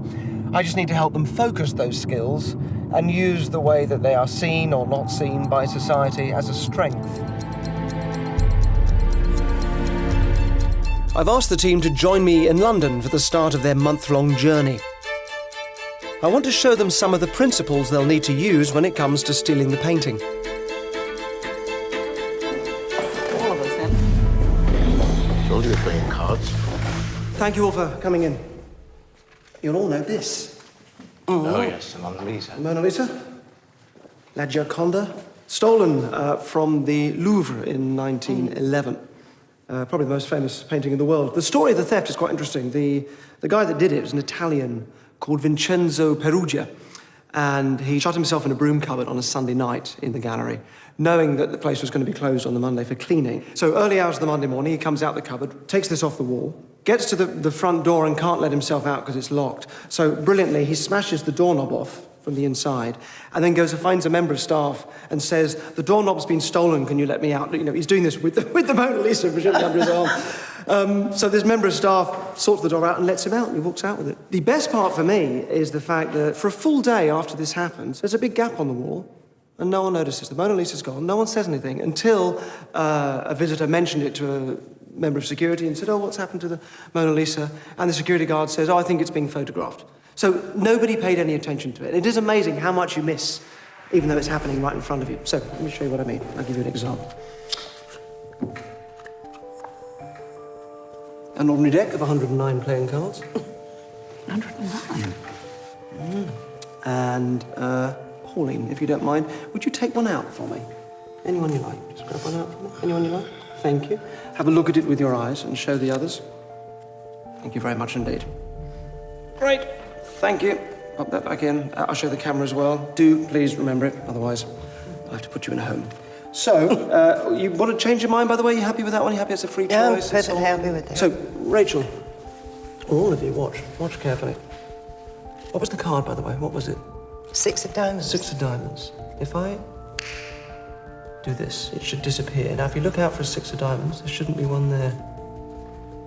6 of diamonds. There'll be a 6 of hearts, of course, so you might see a red 6. No 6 of diamonds, I don't think. It's disappeared. Disappeared from the deck and reappeared under there. Now, look, Yeah. I'll show you. I'll push that out the way. Can you see there is one card underneath the box? The 6. Wow. Thank you very much indeed. You're very kind. Thank you. Rachel, just point anywhere you like on the spread. If I spread those out anywhere you like. It can be in the middle or on an... Okay, that makes it a little more difficult, but I'll slip that in there. Okay, watch carefully. Little click, the 6 of diamonds disappears one more time and reappears. There it is, under the box. Once again, the 6 of diamonds. You're very kind. I do know, thank you. I know from experience I won't get away with it a third time, because obviously all you do is look at the box. So I'll do something a little different. Rachel, can I borrow your finger? Would you mind just flat on top like that, on top of the 6, but just not too hard, but just enough so you know I can't get to it. I'll get rid of the rest of the cards. We don't need them, because otherwise you'll just be watching them, so I'll get rid of those. And I'll try and make the card now disappear from under your hand and reappear in my pocket underneath the box. So hand flat on top of it, please. Okay, here we go. I believe the 6 has disappeared. Slowly lift your hand up and out the way. Okay, technically that has disappeared. What was it again? The 6 of... Diamonds. 6 of diamonds. It's now changed to the 9 of hearts, so technically the 6 of diamonds has disappeared. And in my pocket... No box. Ah! Jesus! On the table. There it is. Under the box. The 6 of diamonds. Thank you very much indeed. Good. Now, believe it or not, that is in fact how we are going to steal the painting. Oh. Any of you see the Mona Lisa go? Oh. No. That's how we're going to do it. Good. Right. Amazing. Mystified, quite annoyed with myself. I knew one had to keep eyes on everything. And of course, you don't. It's amazing what you can miss when your attention is directed elsewhere. Underneath. It just goes to show that with diversion, it's possible to remove things right from under people's noses. How do I feel? The sort of stock answer to that is, I still feel 21 at heart. No, I don't. When I was 21, I was very green, very shy. Thank God I don't feel like that anymore. I just feel 74, and that's good. I love being retired. I love being able to do things because I want to do them, because there's something I feel passionately about, perhaps, or just interested in. Expectations of the old should be challenged. Stereotypes of the dear little old lady. Oh, what a tangled web we weave when first we practice to deceive. And I wonder what kind of a tangled web I'll be getting into.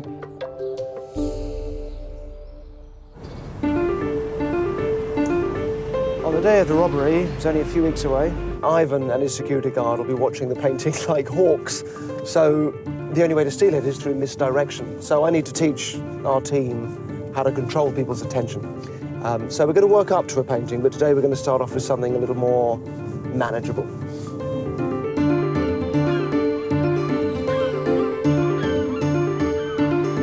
Afternoon. Hello. Come bring yourself round here. Lovely to see you all. Welcome to Brighton. Thank you. Lovely day. It's a nice day, haven't we? It is very nice, isn't it? We've withheld lunch from you for a good reason. Today you're going to learn about misdirection and distraction and working together as a team. Right. The task today is to steal chips. Should be fun. Yeah. So we have a place set up, a fish and chip place over there, which we're filming with hidden cameras. So you can approach people, you can ask for directions, you can ask for help. I'll let you work out your own strategies. You've got to pilfer as many as you can. And it will be boys versus girls. Oh, I like So Joe and Tony, you're going to be up first. All right? That's fine. Great, so I'll let you work out your strategies over here. Okay. Ladies, come with me. Well, Joe, what do you think? Right, Tony, well, it's a game of distraction, for what it seems. Right. Are you good at stealing or are you good at distracting? That's the question. Well, I think I'm good at distracting, perhaps. You distract, I'll steal and them. you nick the chips. Yeah, yeah. As long as you don't eat them all. Let's go.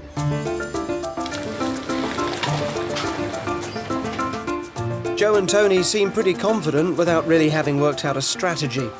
But a good story is key here, and choosing the right target. What about this bloke here on his own? Yeah, but which way will you go for the chips? Which way do you want to go? Just admire his bike. It's a Falcon. Sorry, mate, how many gears has your Falcon? How many? Yeah. This one, is it, I can't... Can I taste your chip? No. No. Sorry, mate. Caught red-handed on their first attempt. Right, come on, Tony. But they're taking full advantage of the fact they're pensioners. No one expects them to be up to no good. I grabbed one and he saw me. Just look at the map, Tony, as though we're naturally know it, we're lost. No, Excuse me, young man. Are you local? So you can't help me with the... I'm trying to find Hollingbury Park, because, you know, I was looking up there. Wasn't that the pier that burned down? Yeah. So where is Hollingbury Park compared to that, do you know? Because I was thinking it must be there, I'm not sure. Whereabouts are we on there, Tony? Well, we're here, are we, in West Pier? They got one chip. Right, we'll go up this way, Tony. Yeah, we'll try that side. Thanks and a go lot, up. Bob. Just one. Oh, look, that's solid gold, that, mate. So as mischievous as it gets, because that's, in essence, what it's all about, isn't it? Yeah, it is. Magnificent. Rather than putting it on the table, hold it up like that so you cover the chips. So you're providing a screen. Does that make sense? Come on, pretend we lost. I can't work that out. Can you not find it? No, I can't find it. That's this lady, Excuse me, young lady. Can you help me a little bit? I'm a little bit lost. Are we here somewhere? See this Hollingbury Park? Where is that in relation to where we are? Miles away. Oh, are we? They've taken her last chips. Right, thanks very much for your help. Thank you. So at the moment you've got 3 to beat. Not bad for the gents, and using one thing to hide another, like the map, will be a useful skill later on. So let's see how the ladies do. Oh, there's a fella on his own. Yes, he looks really good. OK, He's ready to busy go? on the phone, I think, at the moment. Even better. Yeah. Come on, then. Here they go. Go on, then. Oh, sorry, you're on the phone. I'm looking for Adelaide Crescent, which I believe is down this way. Do you know where it is? I've lived here for a long time, but I'm really bad with street names. OK, don't worry. I'll try someone else. That's a restaurant, there, but... Yeah, that's an idea. Yeah, let's try somebody else, or... That was great. I think exhilarating is the word. Excuse me. Do you know how to use these sort of phones? I need a photograph. You're pretty bad at that sort of thing, but that's no answer. Well, I can't even get it onto photograph.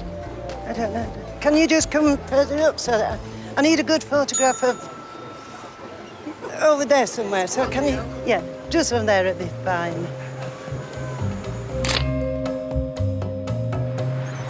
I should have waited longer, but you got to have eyes on me. Look at me. So it's 3 plus 1, isn't it? Yes. It's 3 plus 1. So you guys actually got 4. We did. You are the champions. Congratulations, ladies. Oh, wow, yeah. So I guess lunch is on you. Yes. Lunch on the boys. Yes. Let's go and eat. No. Let's go and eat. A good day's work. Well done, I think. What do you think? I think you did really well, Pauline.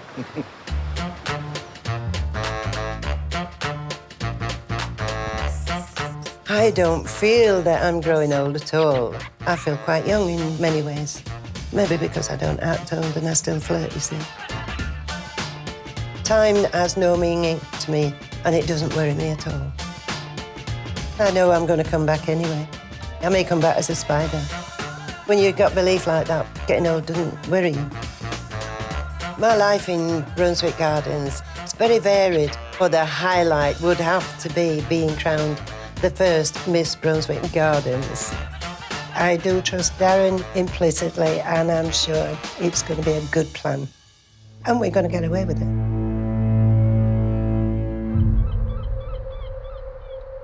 So although they don't realise it, our pensioners have learned a lot of crucial skills today which they will need if they're going to successfully steal a painting from Ivan Massau's exhibition. But that's the last bit of fun they're going to have for a while. With the day of the robbery only a few weeks away, things have to get a lot more serious now.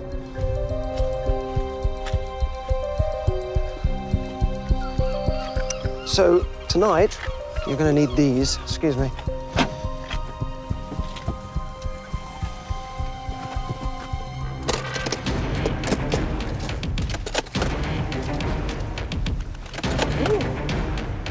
Now, I want to ramp up that feeling of criminality and to take you a step nearer the sort of feelings you're going to have to deal with when you are stealing a real painting from under the nose of a real security guard. All right? I've given the pensioners cases full of spray paint and pointed them towards a large white wall to do their worst. We're filming all this covertly and from a distance. There's a very real chance the team will get challenged by angry local residents. What they spray is completely up to their imaginations. Ooh, yeah. Oh. There you go. Oh, I can't see now. My glasses all seamed up.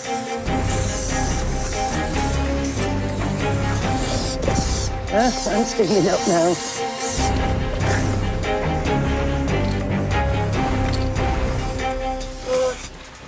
I'm going along here. Yes, love.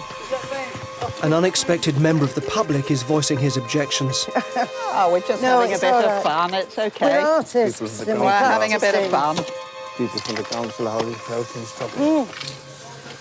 You know he's going to phone police. Has he gone for police? Yeah, probably.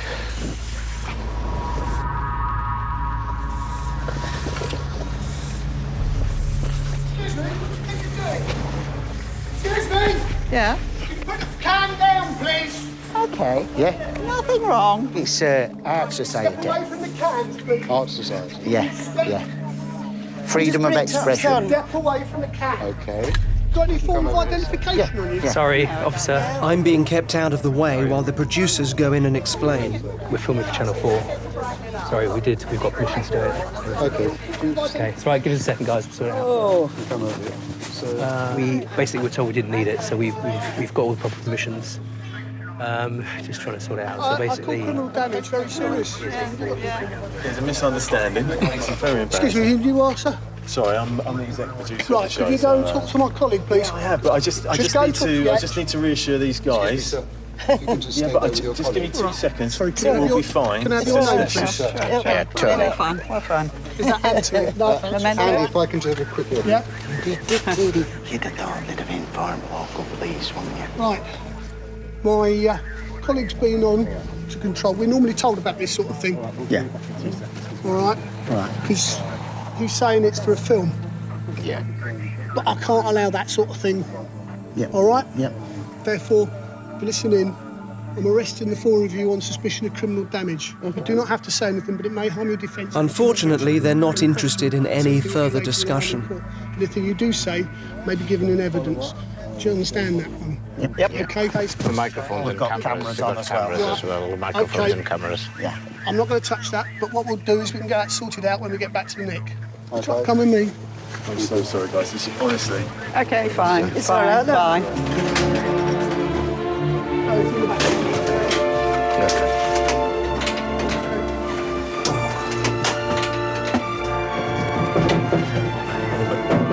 Excuse me, I can't breathe. Can you just let us get some air, please? Excuse me, I'm having difficulty breathing. Can you just let us get some air, please? Oh no, I can't breathe. he's saying he can't breathe. Derren, you should get in there. Excuse me. I can't let this go any further.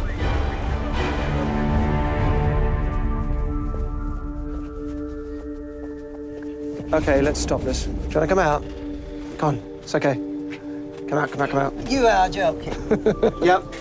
Can we get the ladies out as well? Can we get the ladies out too? Oh, blimey.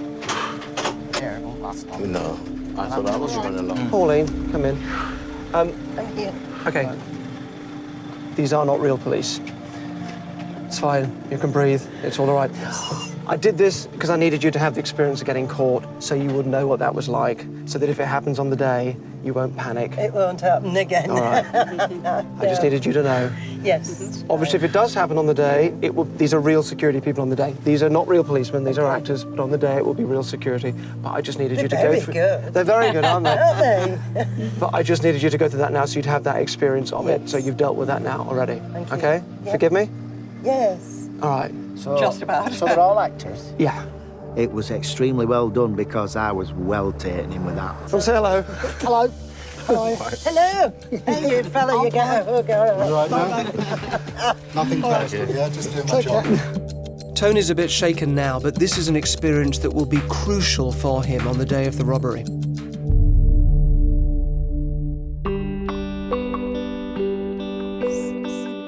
Being on stage with my rock band in the 60s, playing at the Palais, those are all the highlights of my life. The lowest ebb was when my wife passed away. There was nothing I could do to save her. Certainly, I've missed my wife every second since she died. But life must go on. I see myself as a person who is constantly reliable, someone who is flexible and adaptable to every situation. The opportunity that Derren's given me is marvelous. And that's what makes life exciting. Gone into a cell. I would have been bailing Did you you really out. think that we would have gone into a cell that night? Because I did. Yeah, you'd have gone to court and said I'm there. There's one more specific skill I need someone from the team to learn. It will play a vital role in the art theft, which is now only a couple of weeks away. So, Tony, Joe, there's something I need you both to learn, and this will play a specific role in our art theft. You'll be playing the part of an old man with heavy shopping who needs help across the road. If you just lift your arm up like that, I can just hang nice and strong. I can hang on to you. It's also going to give you a chance to play up to people's preconceptions of older people and use that to your advantage. Thank you, sir. You got arthritis or something? Oh, no, I'm a little... Whoa, sorry. Are you all right? I've got to be ever so careful. Come on. And the reason why I've chosen you for this is that you both play instruments. You play the guitar. Yes, I do. And you play the tuba. Yeah. And it's that dexterity with your fingers that's going to be useful here as well. Now, do you know, is that the post office out there? Is it that way to the post office? Yeah. All right, thank you for your help. Sorry to take your time. Are you okay? Yeah, I'm all right. I'm going to teach you how to steal a watch. No. What? Off someone's wrist. Goodness. Never. So, did you feel much? No. Good, isn't it? Good God. There you go. Excellent, come on, I'll show you how it's done. Now, it's all about breaking it down into stages. So forgetting at the moment the walking and the things that I'm doing with the shopping bag, that gives you the cover that you need. So first thing is, your thumb goes there and your middle finger goes round to find the end of that strap. Next thing you want to do is just get the strap out of those little loops. And all that is that this middle finger just works it up like that. The next step is the fiddly bit, and this is where I did a little stumble, which gives me a bit of cover, because you've actually got to give a little tug to the strap. So I need to get this strap back so this pin pops out. You're just pulling the strap up, and as you pull it up, you move it off to one side just a little bit, and you can see that pin just pops out. That's all you need. But because this is off to one side now, it means these holes aren't in line with the pin, so the pin can't go back in. Does that make sense? Because the next stage is now, I'm still keeping my thumb on the face of the watch, is to roll this down and out. So can you see it's still that middle finger is basically doing this work. So it's now hanging off. I've got it, it's just still on his wrist. And then the last bit is simply distract them whilst taking the watch. And if you like, you can say, sorry I took your time. Stumble, there you go. I spent several hours rehearsing the routine with Tony and Joe. Now, when you're ready to start pulling that strap up, that's when you hand me the bag. That bloody thing slipped again. Keep going. Oh, sorry. And then sent them off to practice the moves at home. Thank you very much, That's all right.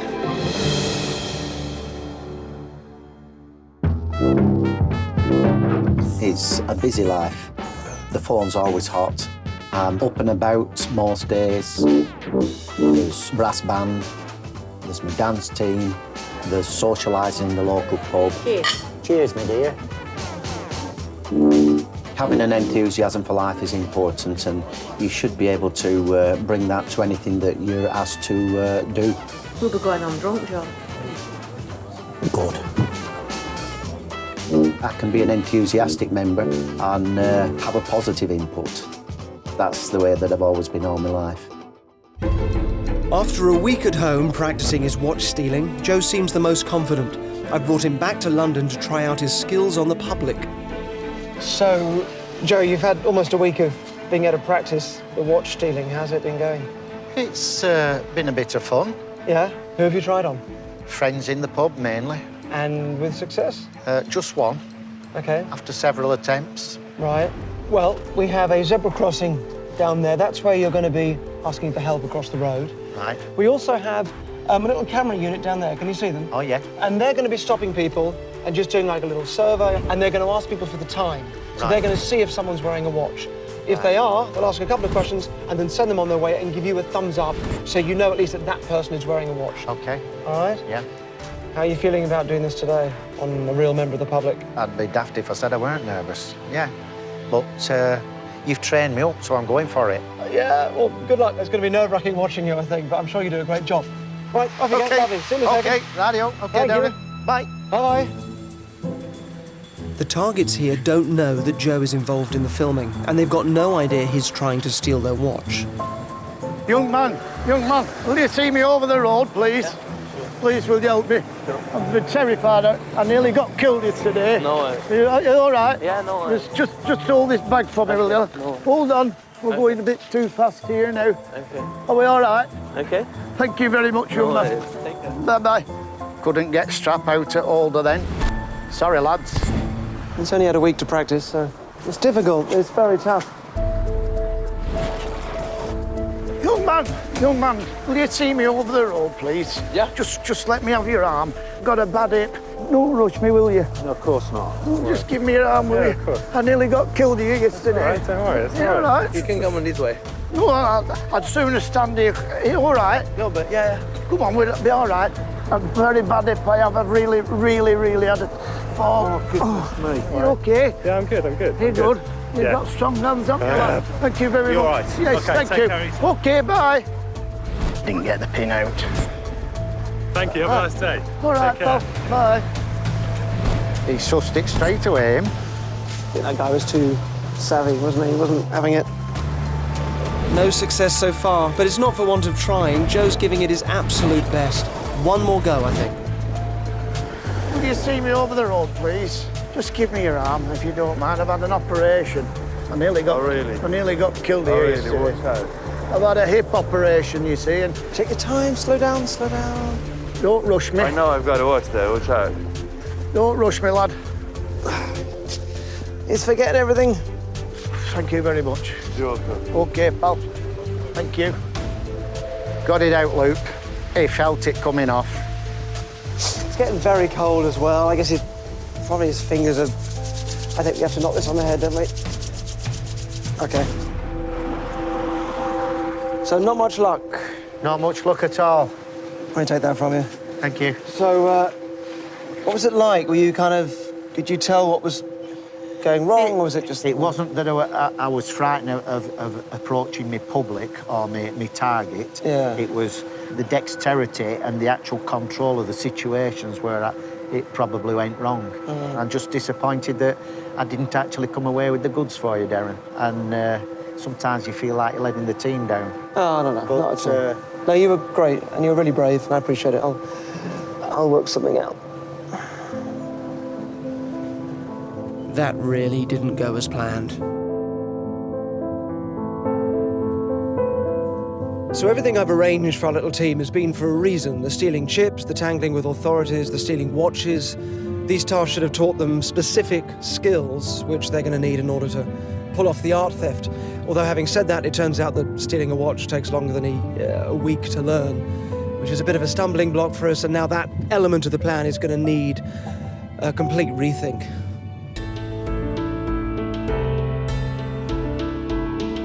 Hello. Hello, Derren. So, today things get a bit more serious. I'm going to show you exactly what you'll be stealing and start to rehearse you in exactly how you will be stealing it. Right. We've had a replica of the gallery built here to the exact specifications of the real gallery. The exhibition is of the Chapman brothers. Their pieces hang in some of the finest contemporary art galleries across the world and sell for millions. So it's a really special exhibition. Right. The piece you are going to steal is this. This is the piece. It's called One Day You Will No Longer Be Loved. Thoughts? Like? Dislike? Very upsetting picture. It is, isn't it? Really gets you. Yeah, it is quite disturbing. It's one of my favourite pieces of theirs, and it's worth about £100,000. Oh, can we keep it afterwards? No, sadly, we have to give it back. But let me show you how you're going to steal it. Come with me. First things first, this is Ivan, who's putting on the exhibition. He used to be the chairman of the Institute of Contemporary Arts. And this is the gallery. As part of the arrangement with Ivan, I've obtained the plans for the pop-up exhibition. When the temporary gallery gets built next week, it will be to these precise blueprints. The main entrance is here. This is the way in and the only way out. You go up a little ramp into the main gallery space. The security camera is just there, so our target painting is about there. All of this makes sense? Yes. Yes. Yep. Every movement of yours will be very carefully choreographed. So you have 4 very specific jobs. Joe, you are the actor. All right, for a couple of snaps. What's the matter? I'm not doing any harm. Rachel, you are the lifter. Pauline, you are the blocker. Can't stop me. These are my own personal Maybe just tools. put them back in your pocket. Well, all right, but they don't, I think you're picking on me myself. Cool, lovely. Just something I caught out of my eye there. And Tony, you are the invisible man. You shouldn't be picking on me. You should be doing your jobs. The clear cue for Tony is when I say gone. It's gone, yeah. We'll just have a look at the ducking thing for you on the screen. Just give it a tiny beat, all right? So gone, turn. And you also have a couple of members of friends and family here as well. They'll be playing a small but important part. The security protocol is that anybody caught trying to steal a painting is taken into this office here. Meanwhile, everybody else is evacuated. Right. Action again? Action again, let's do it again. OK, we've got a painting missing. Beautifully done, I didn't see a thing.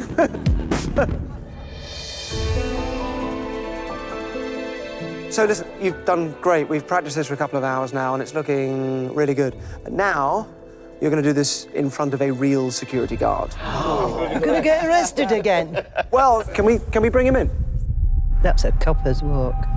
Kevin, the guard, knows nothing about what we're planning to do. Hi, Kevin. Derren, lovely to meet you. Thank you for coming in. So you're going to be standing in for us for the security guard who'll be in the gallery next week. All I'm going to tell you is what the security guard will know on the day. He's been given this photograph here of somebody who he suspects is going to try and steal a painting. And that the painting, if there is an attempted theft, it's going to be this painting here. All right? That's the information he'll be briefed with. The other thing is there's absolutely no photography allowed in the gallery. Sure. All right. But if you can take a seat there, that's where your seat will be, if you don't mind. Thank you. Everyone in positions? OK, off you go. This is an identical shot to the one Ivan will be watching on the day, knowing that this is the painting we're going to try and steal. Ah, excuse me, I'm all right for a couple of photos. Personal use, you understand? No, sir. Just a couple. No, sir, it's against gallery policy. Beg your pardon? It's against gallery policy. Oh, really? Right. Thank you. OK, OK.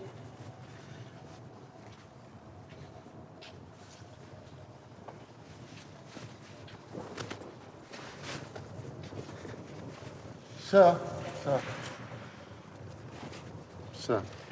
What's the matter? It's against gallery policy, sir. What's against? Me? Taking photos. What do you mean I'm against gallery policy? No, what am I doing? Calm down, sir.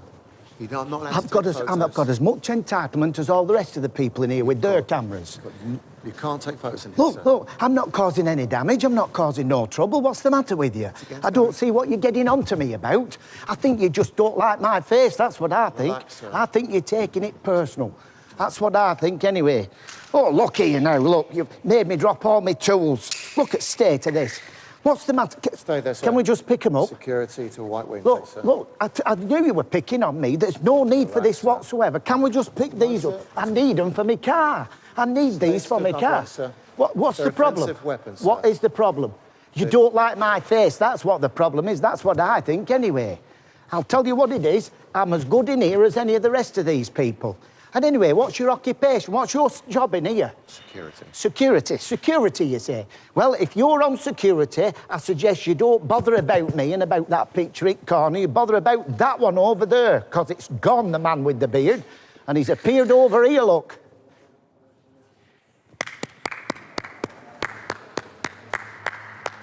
Well done. That was great. That was really good.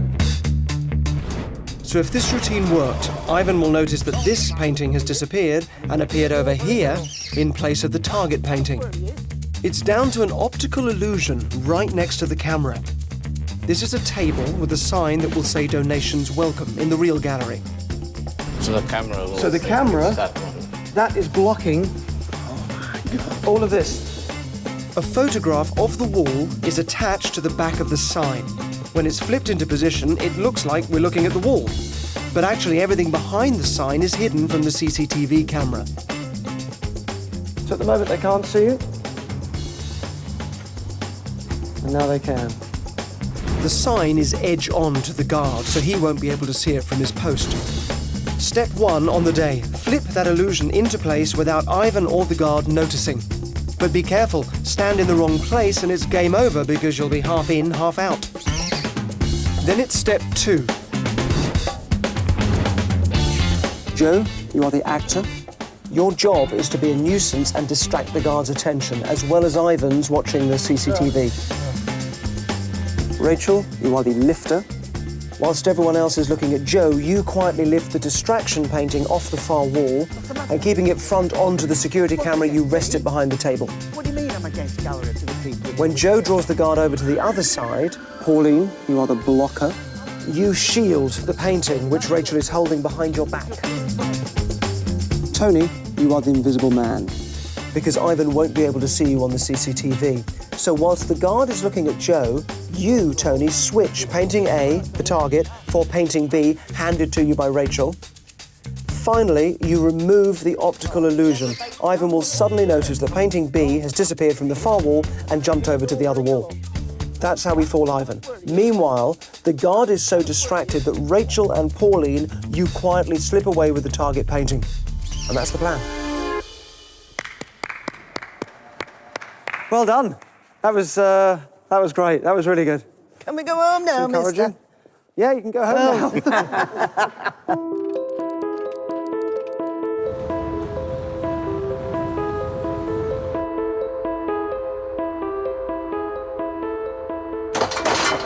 Ivan's exhibition is ready and about to open. Welcome to the Secret Gallery. Ivan, with our help, is presenting this exhibition of the Chapman brothers' work to raise awareness for the charity Action for Children. So tonight is the opening night of the exhibition. It's also the night before we try and steal a £100,000 painting right off the wall. So we have security feeds from the cameras inside the gallery so we can see the preparations for the big launch. There are brochures going in, furniture for food and drinks, and the last-minute preparations for the catering, which we're providing. And later on, we'll send in our own cameras and film the big party. But first, we need one unexpected delivery to slip past the gallery's staff. A table with the optical illusion sign for tomorrow's robbery. Hi, we've come from Action for Children. Rachel must persuade the receptionist that she actually works for the charity. We're from Action for Children. We've got the table to set up. Oh, yes. Did you know? So, may we go in? Gallery security is all about stopping things leaving. I'm banking on them paying less attention to things coming in. Right now, that optical illusion is folded away and hidden.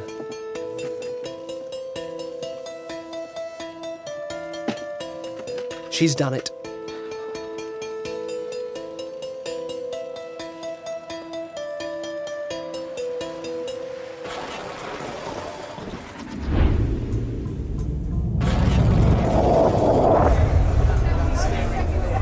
Before long, the party is in full swing with invited art lovers and celebrities.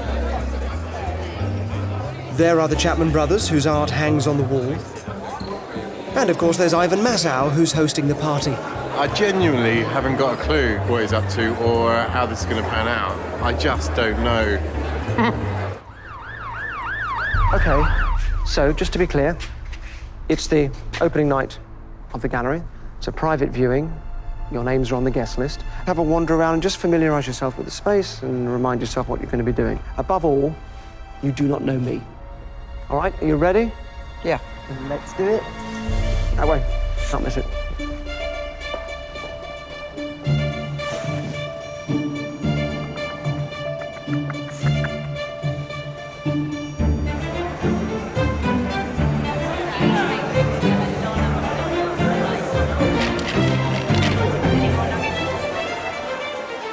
Sue Williams. The pensioners are going into the real gallery with real paintings worth hundreds of thousands of pounds.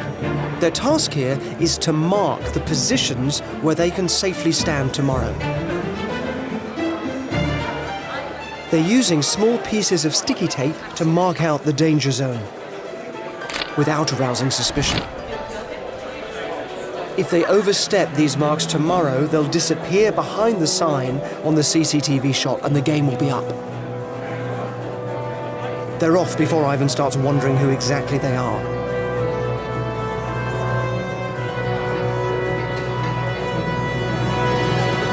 I'm quite excited. I'm a bit of a fan in a weird way, so I'm quite excited to see if he can pull it off, but I just don't know how he's going to do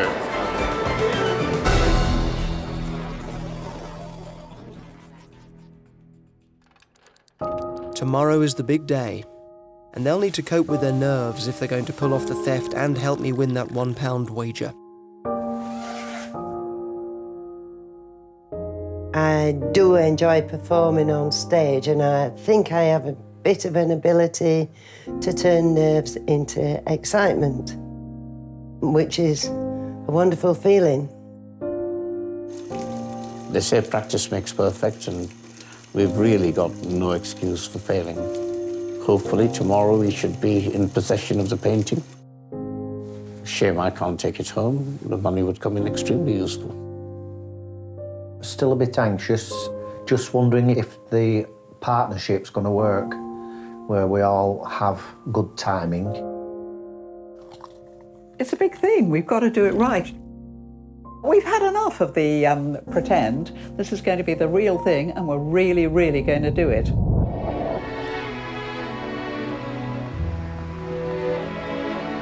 It's the day of the robbery.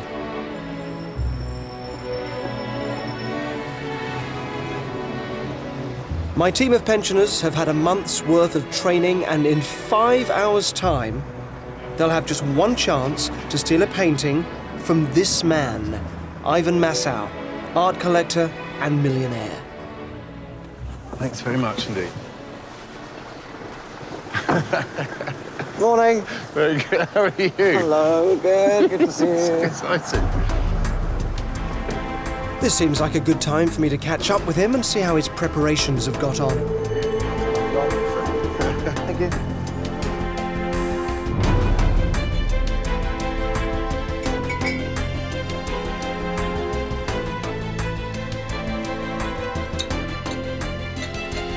So it's the big day today. It is. How are you feeling? Are you feeling confident or...? I feel pretty confident, actually. I don't think you can do it. OK, fair enough. You've hired in your own private security for this, is I this have. right? In the end, I went with my own guy. He's done security for me in the past. He's actually also a big guy. He also works as my personal trainer, but I really trust him. I'll be surprised if you can get past him. All right. Makes it more difficult, but good. And you're going to fill him in on everything you know? 3 o'clock. 3 o'clock, the painting, One Day You'll No Longer Be Loved. And, yeah, the picture of the guy that's going to do it. Do you want to have another look? Familiarise yourself as well. Yeah, absolutely. I can't say it.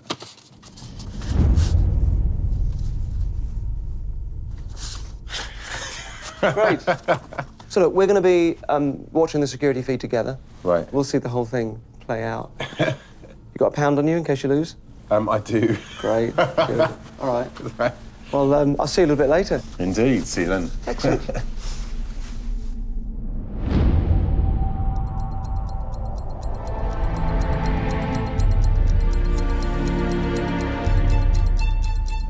This is it. The exhibition is open. Our little team is waiting around the corner, waiting for their cues to go in when they have to go into the gallery. The security guard knows the painting we're going to try and steal and knows when that's going to happen, which is at 3 o'clock. And then between Ivan and our production team and the insurers of the exhibition, we've agreed on a protocol so the paintings don't get damaged. So if anything goes wrong, if it all goes wrong, the paintings have to go back on the walls. The security guard will hold whoever he catches in the little security office, and the reception lady will evacuate everybody from the gallery, guard it outside. The whole gallery goes into lockdown. That's if it all goes wrong. So that's it, really. I mean, I've trained them as much as I can. We've rehearsed it as much as we can, and now it's down to them. It's shortly before 3 p.m, the time that I told Ivan my team would steal his painting. Pauline, Rachel, and Tony are about to enter the gallery. The security feed shows that Ivan's guard is at his post and the receptionist is watching the front of house and entrance. As soon as they're in, Pauline's husband Victor takes position outside. His job is to turn genuine visitors away by claiming there's been a fire alarm inside. Pauline's first crucial task is to distract the guard. Excuse me, have you ever worked with the security team at Ruskin Galleries? Giving Rachel cover to flip the optical illusion into place. No, are you sure? You've not got a brother? Or a cousin? Oh, well, sorry. Beautifully done. But you know this kind of thing does happen. Everything looks normal, but the target painting is now hidden from Ivan. Completely different. Oh, sorry about that. So we're going to watch from in here. Do you want to put yourself... Can I give you that? Thank you. Do you want to take Thanks that? very much. And sit yourself down. OK. And there's the security. There's your security guard. So as you know, Ivan, this is obviously the main gallery space. So this is the painting, there. This is the door, it's the only door in and out. And this is the little temporary security office. To get my picture out.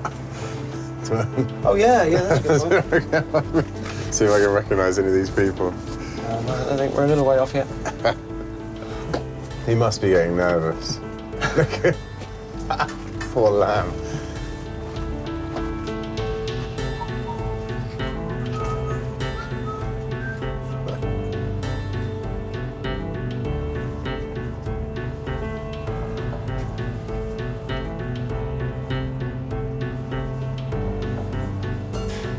With just moments to go, here comes Joe, along with some friends and family helpers. Don't walk there, Pauline.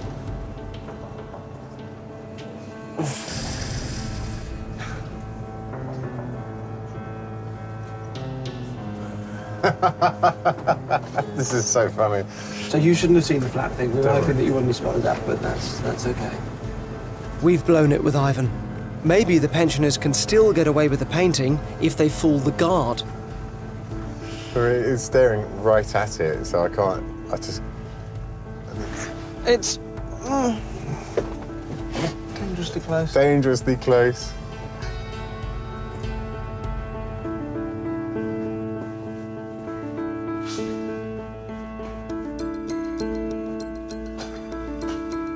Sam, all right for a couple of photos? You can't take any pictures. No pictures? No pictures. No pictures. All right. Okay.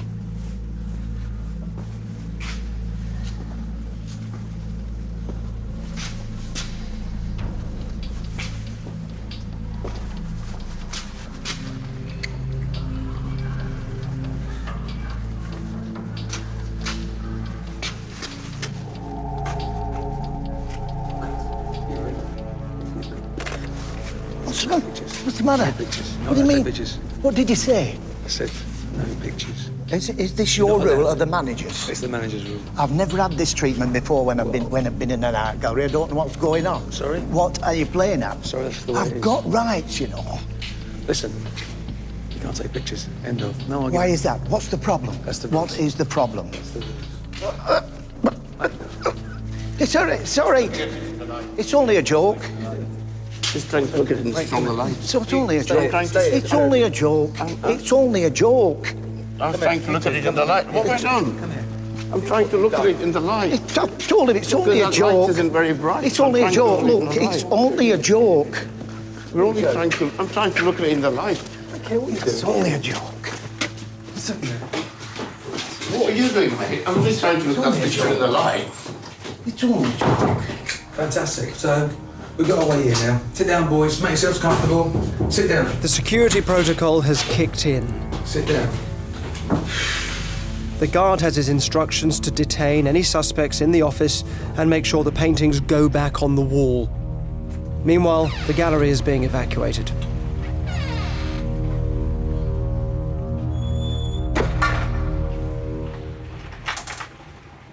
Right. That didn't work. What's he got in his hand? He's got the painting. He's not insured to carry that around. Someone rate the guard, please, right now. Thank you. Okay, Derren. Yeah? We need to have a chat. Yeah. Right. Sorry, 1 second. Oh. I probably owe you £1.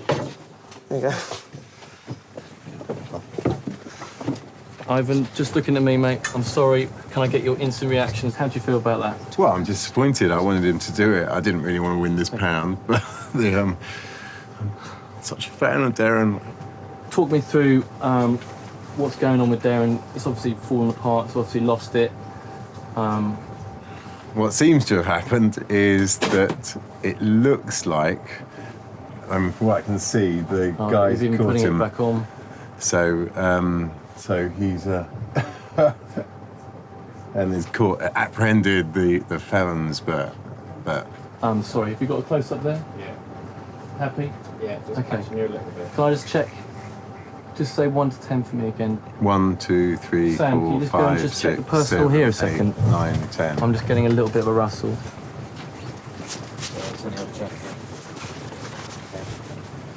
better, okay. So, okay.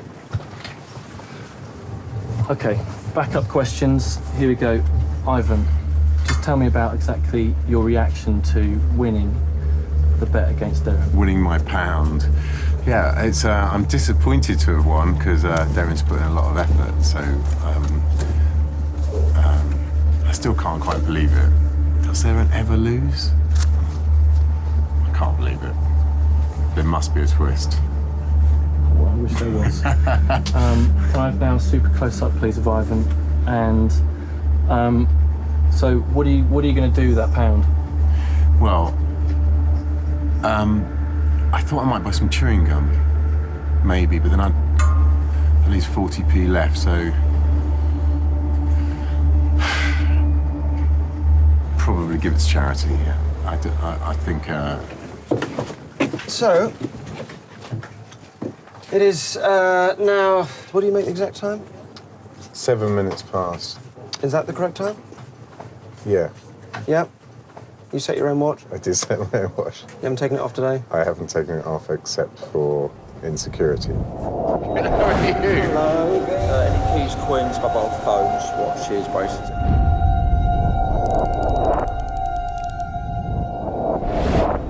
I did think I saw someone, but it can't be. It is 7 minutes past 3. Right. So, if that guy at security was one of us and wasn't a real security guard, and your watch was put forward, then the real time would be... What's the real time, John? It's 3:01 p.m. It's 3:01. So we're actually a bit fast. So if it is 3:01, then that's only really 1 minute after 3 o'clock, which is the time I said the painting would be stolen. Oh, no. The gallery is locked now. It's locked outside. It's been guarded from the front by the front of house girl. You know the security protocol. Your security guard is in this room with our 2 perpetrators, including the guy you recognise from the photograph. And the painting is gone. Right. You might want to head round to the gallery, try and work this one out. I can't believe I'm going to lose my pound.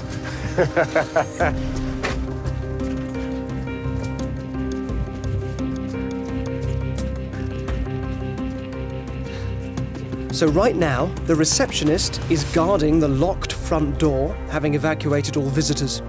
Except Tony and Joe, who are being held by the guard in the back office.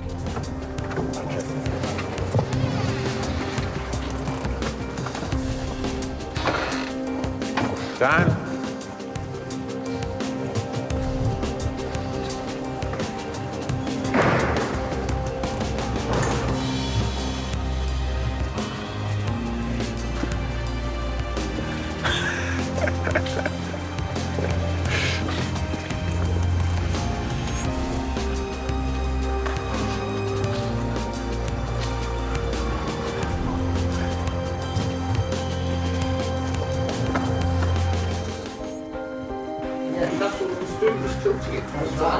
So where's the picture? On the wall.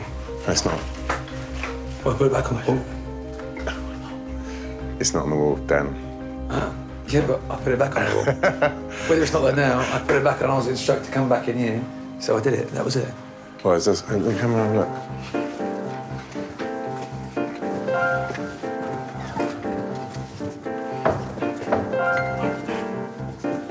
£100,000 painting. Absolutely.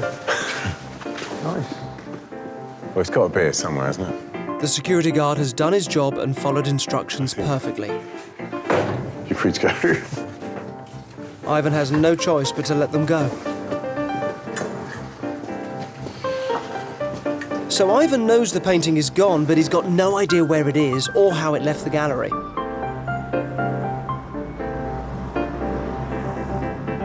I think he needs a bit of help with this. Your painting is at 53 Leather Lane. I don't even know where Leather Lane is. Derren's in the car around the corner, waiting for you. Right. Okay.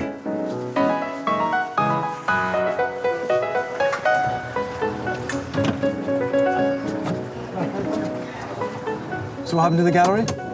Yeah, the picture's gone. How? I don't know, and it's all over in Leather Lane. I kind of knew you'd get away with it. I mean, why?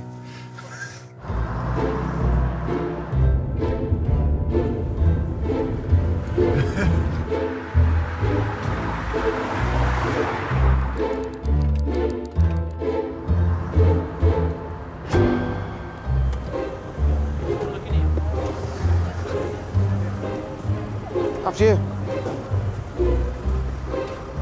Ivan is something of a philanthropist, so I'm sure he'll approve of where he's going.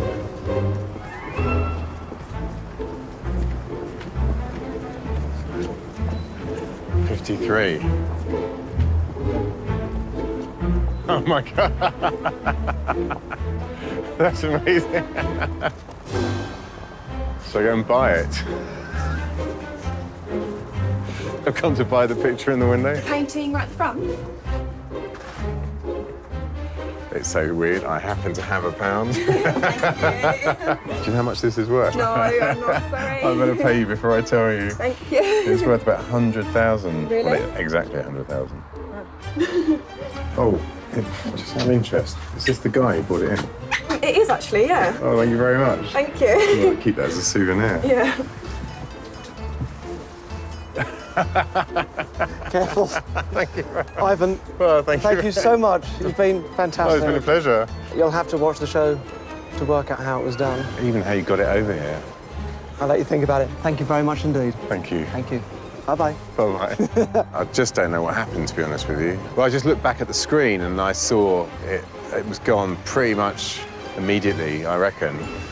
But it must have been so fast because as I got to Dan, the security guard, he said, "I've just hung it up." You know, so in that little gap, it went missing. The doors were locked. I can't see where they'd have hidden. And in fact, it was making its way all the way over here, which is pretty incredible.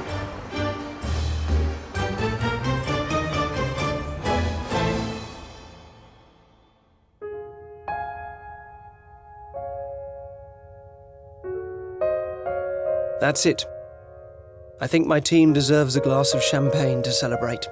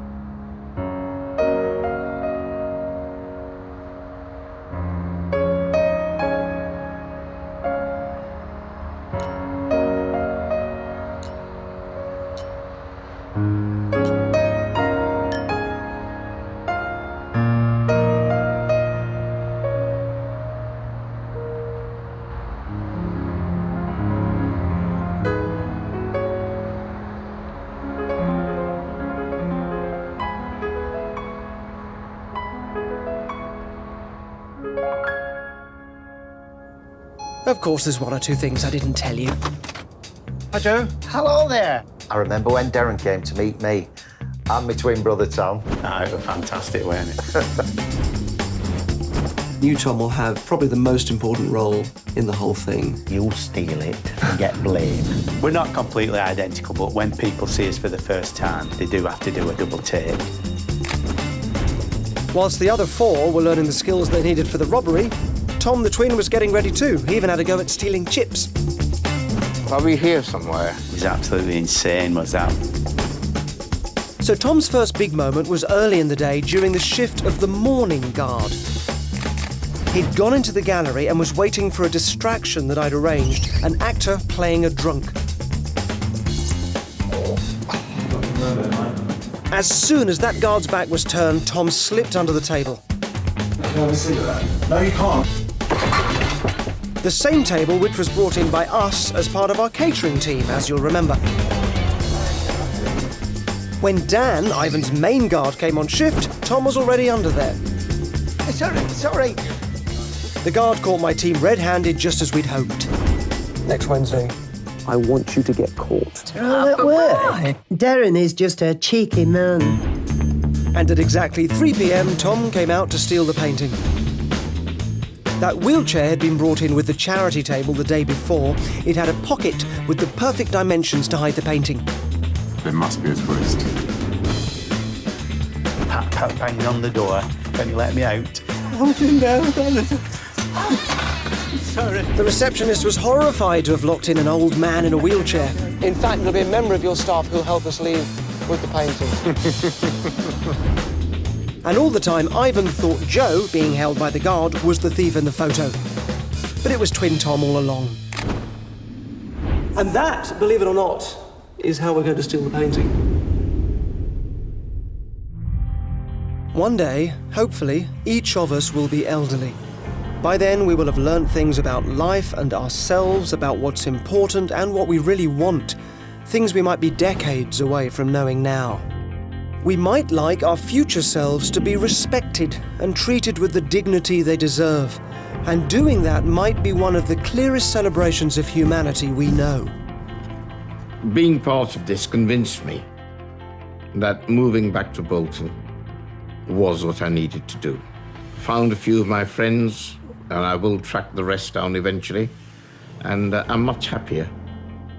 This whole experience has been uplifting, fantastic, something I never ever dreamt that I would ever do. I never thought at my time of life I'd be part of anything like this. It's been truly amazing. Yes, all my family, friends and relations were saying, "Oh, what have you let yourself in for? Really, Mum, you shouldn't be doing this." And I'm very glad I did. What's been happening to me is that all these watches appearing, and I've been taking them off lady friends and gentlemen, and I really don't know if there's an answer to this, but I've got to stop it. I'm just surrounded with watches, and everybody at pub's got none.